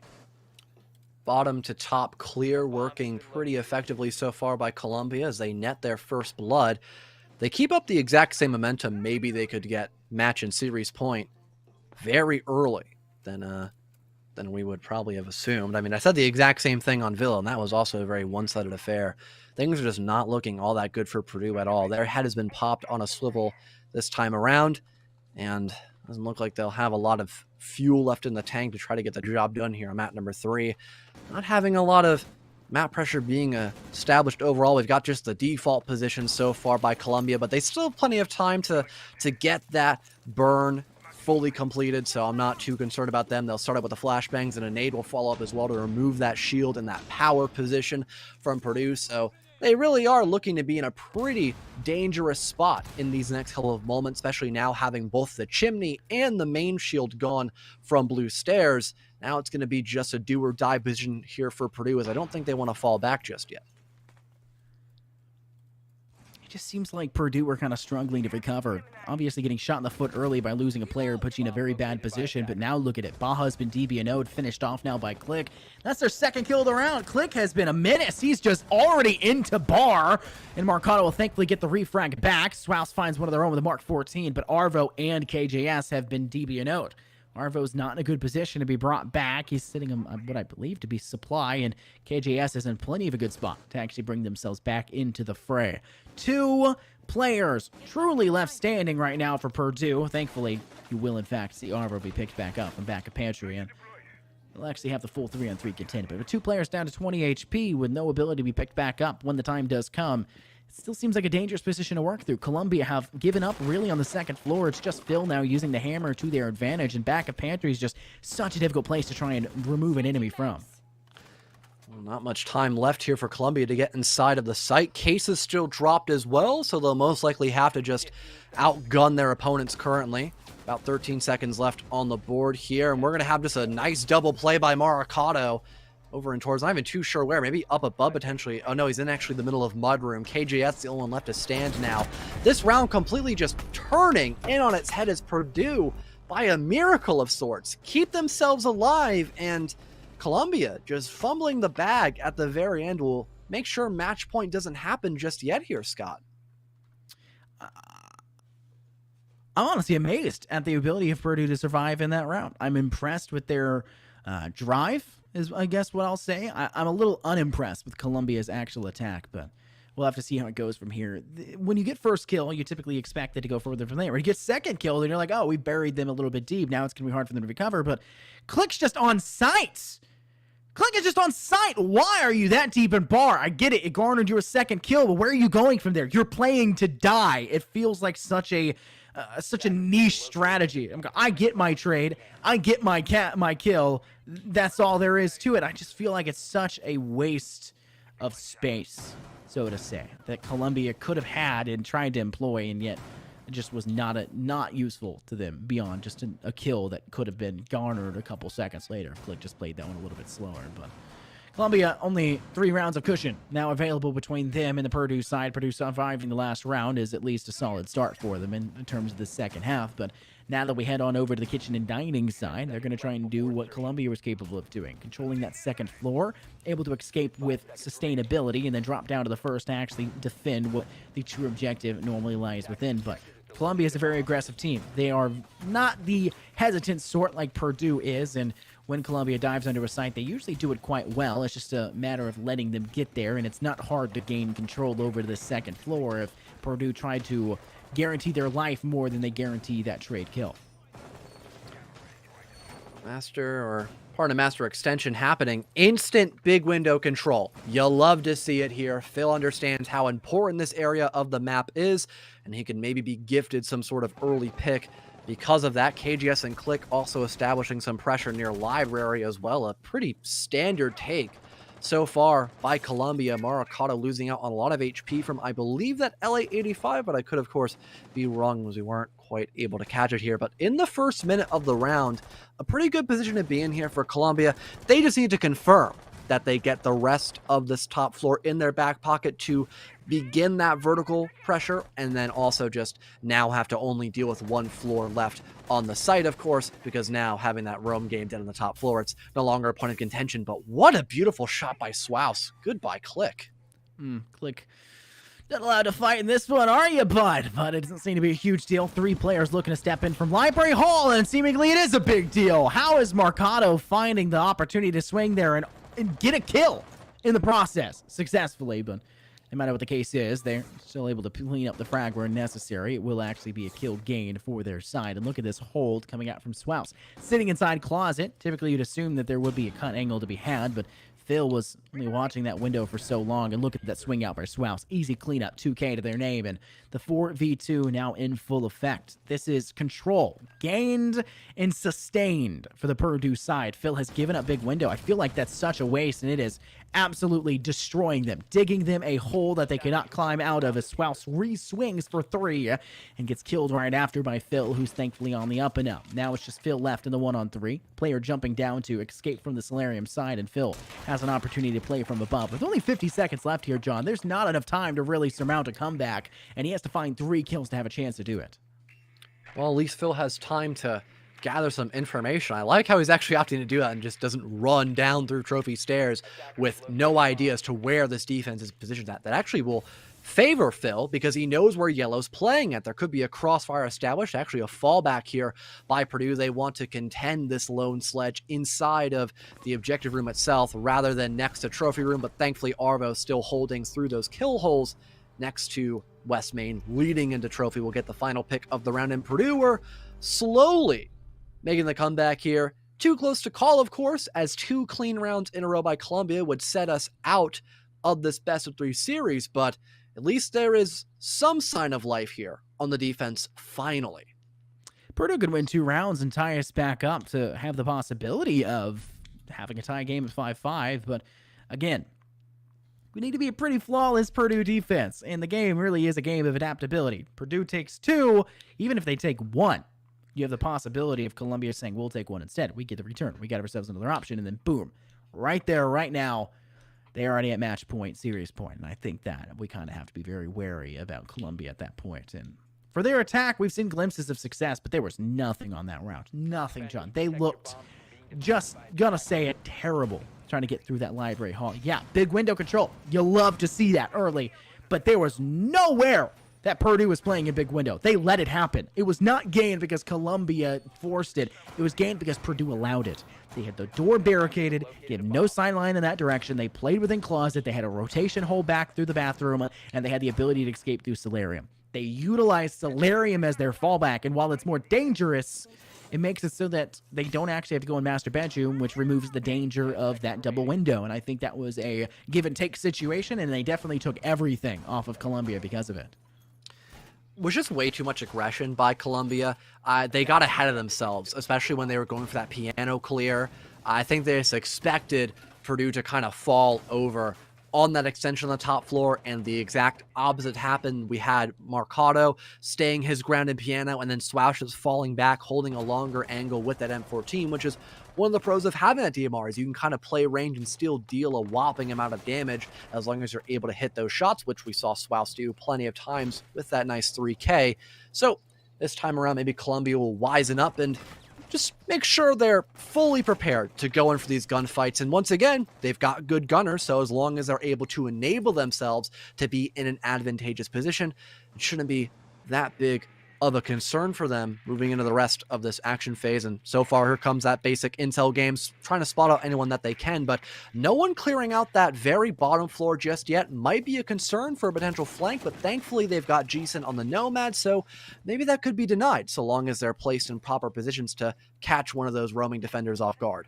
I think that's one of the key points as well. You need to be able to create the perfect position to play from instead of relying on them to fall into it. And currently, from the viewpoint I'm seeing, I like Purdue's aggression. It's just a matter of trying to do more than just wait, and they'll do just that. Marcato using the FMG9 on a smoke, might I add, quite strange, but it actually comes up successful. They find Phil and remove the sledge with 2 nades in the back pocket. Quite a successful early kill, and that removes any possibility of them turning back around and trying to play for big window with a sledge player, Phil, who just did that last round and could have been successful, but obviously coulda, woulda, shoulda.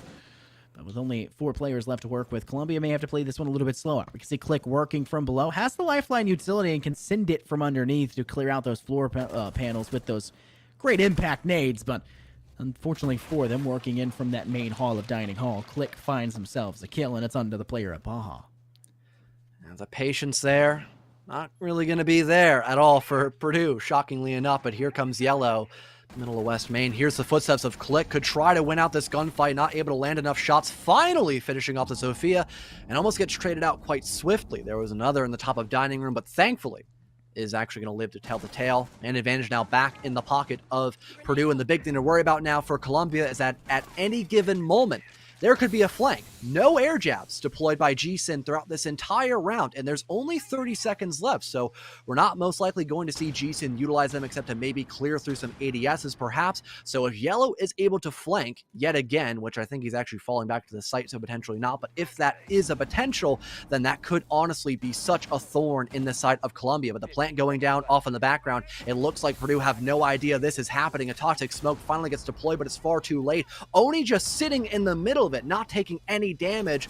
Quite a shock to say the least, as now we're on completely even footing, but now Columbia technically have the advantage because of that post plant, but here comes the retake by Purdue. Marcato finally gets down, but it's only KJS left outside of main balcony, and they've got to deal with both Swaus and Arvo. Some will have to begin to go and dwindle down on that diffuser, but there is still plenty of time to maybe apply pressure. An air jab gets deployed. Here comes the double swing potentially as Arvo begins to stick it, and there is no sightline by KJS. I believe Swaus knows that, so they're waiting for the vault back, and there's not enough time for KJS to enter the building once again and stop that defuse from being confirmed by Purdue. Great round by Purdue to play that one in the post plant. You're at a 3-on-3 in a post plant where Columbia had the time in positioning to set up.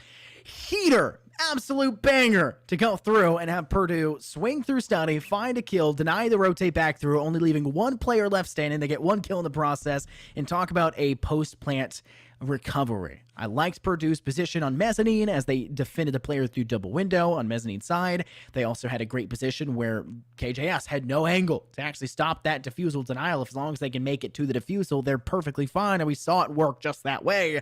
It was Purdue's round, and they took it quite well. But now we're heading down to the bar and gaming room objective. This is one that could be a make it or break it for them, as Purdue are 1 round away from tying Columbia at 5-5, and Columbia's 1 round away from hitting match point here on the map of Chalet, which would then put them 1 round away from there, 2 rounds from here to a match point, series point victory. So yeah, I think we're at a breaking point. This could be a major swing round for Purdue to keep up the pace and the tempo that they have been guaranteeing. Could also be the final nail in the coffin for Columbia on the attack. Potentially. I would love to see better implementation of that utility, though.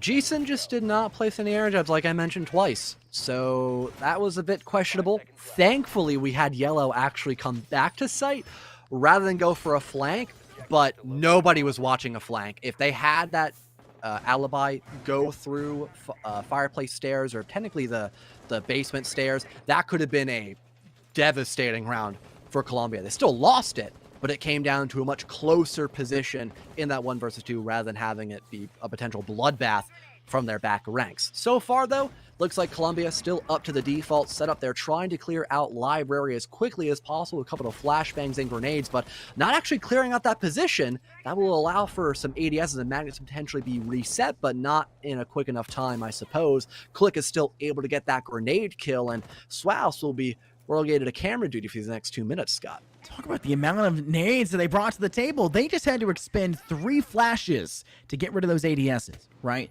They still have 3 flashes in the hands of G-Sin. They used 2 nades from Click, and guess what? They still have 4 nades on their side. They came in with, no joke, a 6 nade, 6 flash setup. That is an insane statistic for Columbia to try and employ. How the heck are they getting away with something like that? No matter what the case is, it's now 2 players down for Purdue, as Morikato and Swouse have, unfortunately, like you said, been relegated to cam duty, and they're going to have to start sharing those cams and start getting these callouts in good stride, as Columbia have the 2-player advantage, plenty of nades to work with, and still plenty of flashes. Lots of utility on the board, and they have full control over the second floor. Player roaming around towards dining. Wow, could have been an opportune moment for Yellow, but seemingly they are aware as they're holding top of that fireplace staircase, and Yellow now has to get away and will be able to do just that, just barely. As the shots ring out from One, trying to get some shots to their rear side, but nothing connects. And even as we near closer and closer, last 60 seconds, it's Purdue's game to lose, and they're doing just that. Click on to one more. This to Yellow, and it's stuck in a 2v5, John. Things not looking well at all for Purdue. And even last time, at least, was a 3 versus 3 situation. Now a 2v4. Arvo gets 1, could try to flank through that snowmobile stairwell I was talking about earlier, but that is a very high risk and maybe low reward setup. There goes a nade, well timed by KJS, leaving Arvo now to try to ace in this 1 versus 4. And KJS, well, they are just watching that stairwell, anticipating the wraparound by the Omai. Probably heard it with some sort of audio call, if not a drone, maybe spotting out that potential area. Match and series point, finally, in the pocket of Columbia. It took them long enough, but I made this point a couple of times. I'll make it once again. They had a couple of rounds to burn through, so it's not that big of a deal. Finally, they at least bring us to a 12th round setup, as they've got match point finally in their pocket. We could be 1 round away, John, from sending these teams home, sending us to bed, and sending my dog outside to go use the bathroom, because I'm sure she's tired of sitting in here for 4 hours while I've been casting all day. Sorry about that, pupper. But I think Columbia have what it takes to take this round, especially after the showing they put forward in that last round. And I don't want to say it's entirely off their 6 nade, 6 flash setup, but that was a really, really big decision that they employed. And the fact that it paid off as well as it did was such a scary thing to see. What is that view there? Gate on a soft wall inside dining hall. Okay, makes sense. I like to see it. You like to see what it's done. But the second floor extension should be guaranteed for Purdue. And then it's just a matter of keeping Columbia at bay. So, one of the potential biggest issues when we saw dining in play would have been most likely, I think he's got the super shorty out, not his UMP. I think it's an audio, like a visual bug, just to mention that, because his UMP still has all the ammo and it's gunned. But sidetrack off of that now. I think one of the biggest issues that could have been for Purdue was that big window pressure that we had the sledge instantly get. I don't think it was Phil in the sledge last time, but I could most definitely be wrong, of course. Yes, it was Phil. I had a strange suspicion. This time it's going to be Click with the LMG and even a flashbang to follow up as well. A Gone 6 gets deployed to break that castle barricade. No ADS to stop it. So it looks like we'll have that power position being dealt with pretty effectively here by Columbia early on, about between Swouse and Click now. No one reigning supreme in that endeavor, though. A second peak now between this time the Aruni and now Sledge. Phil's going to outduel Swouse in that altercation, so Columbia get the man advantage pretty early on and double down as someone decides to peek Click, despite the fact he made his presence known on that big window a very long time ago. And Yellow, he gets caught at the worst time possible on that fallback. Well, I think this may be one of those situations where you look at this round and say, GG no re, if you can't see Yellow get picked back up. Thankfully, Arvo's near, and I think that will be the case, but still a 3-on-5 will be a very hard thing to recover from. And with the Finca on top of it, having those stims boost, having those stims increase the overall HP of your squad, as they are permanent in a lot of ways now, as we talked and noted that Finca buff, and an inevitable nerf at this point, as we all know it's coming. Unfortunately, our Ubisoft loves that, but it's just a matter of time, I think. We're seeing that right now. Click with another nade kill. This is not the first one for him in these last few rounds. It's Probably won't be the last if they somehow manage to make the recovery for Purdue, but Click finds another kill. Make that another on top. 3K to the name, put some respect on it, and this will be Columbia taking this map if Baja cannot perform back a miracle. And while I do love myself some Baja Blast, it does not seem like it would be a blast to play here in a 1-on-5 when literally everything around you is falling apart, being torn asunder by the attacker utility, and Columbia have just put this one to bed with Click finding last kill for a 4K and a flawless round on top of it. You know, one side note to mention as well, the drastic stats for Click in particular, he did a lot for his team. Map number 1. Map number 2, he was rather quiet, and then here on map number 3, he's MVP. So maybe just some food for thought, perhaps. Maybe Click is one of the main deciding factors of the side of Columbia, and also his teammates, once again, enabling him to do so well. Constant intel being gathered, util. I mean, we saw the team cohesion there by Columbia on those last 2 rounds just skyrocket in comparison, and I think it's because they just were expecting the match to be won much easier on map number 3, and the exact opposite happened. You know, we saw a small resistance there by Purdue, but then Columbia, they wisened up, like I mentioned, and they got the job done. So congrats to them. A very well-deserved win in this best of 3 series, 2-1. And I guess, D'Lo, I will hold this L for you. Thank you for humbling me slightly. Just slightly. There was still, hold on. Let me finish. I'm not done just yet. There are still a lot of mistakes, though, that Columbia are making, okay? They still lost a map at the end of the day. So get the strap book going. Don't just keep remaining on your high horse because you're still getting wins here in Legends Division, because you guys could definitely get clean 2-0s rather than making this one closer than it needs to be. Do not get me wrong. Yeah, just overall, look at Villa. Come on. That should never have gone that way. And look at the it was your map pick too. Chalet. Look at the second half here, Chalet. You cannot allow that return either, right? The fact that Purdue even brought this one close was very solid on their points. This match should not have been as close as it did, especially after the showing you guys were attempting to bring. Villa was just a monstrosity. There's no way to be positive about it whatsoever for him. But take your W's. We'll take our L's. So will the side of Purdue, as they'll have to look back at their own strap book. Maybe not for Villa. They looked good. But for every other map, definitely we'll need to recover on it. But speaking of recovery, we'll have to take a day to recover. Next up on the block for the NECC for Thursdays, that's Overwatch. So make sure to stay tuned for that one. My name's Infernos. You can check out my Twitter down below.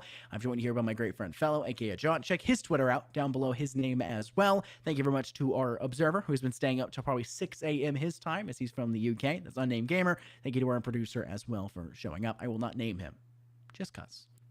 But we'll see you guys later. Talk to you soon. See you for Overwatch on Thursdays. I'll have the fantasy pack. Good choice. And could you make it a Cloud 2 wireless? On his way, sir.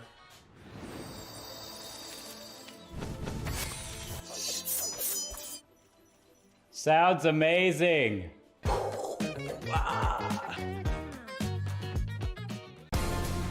Sell online tickets directly from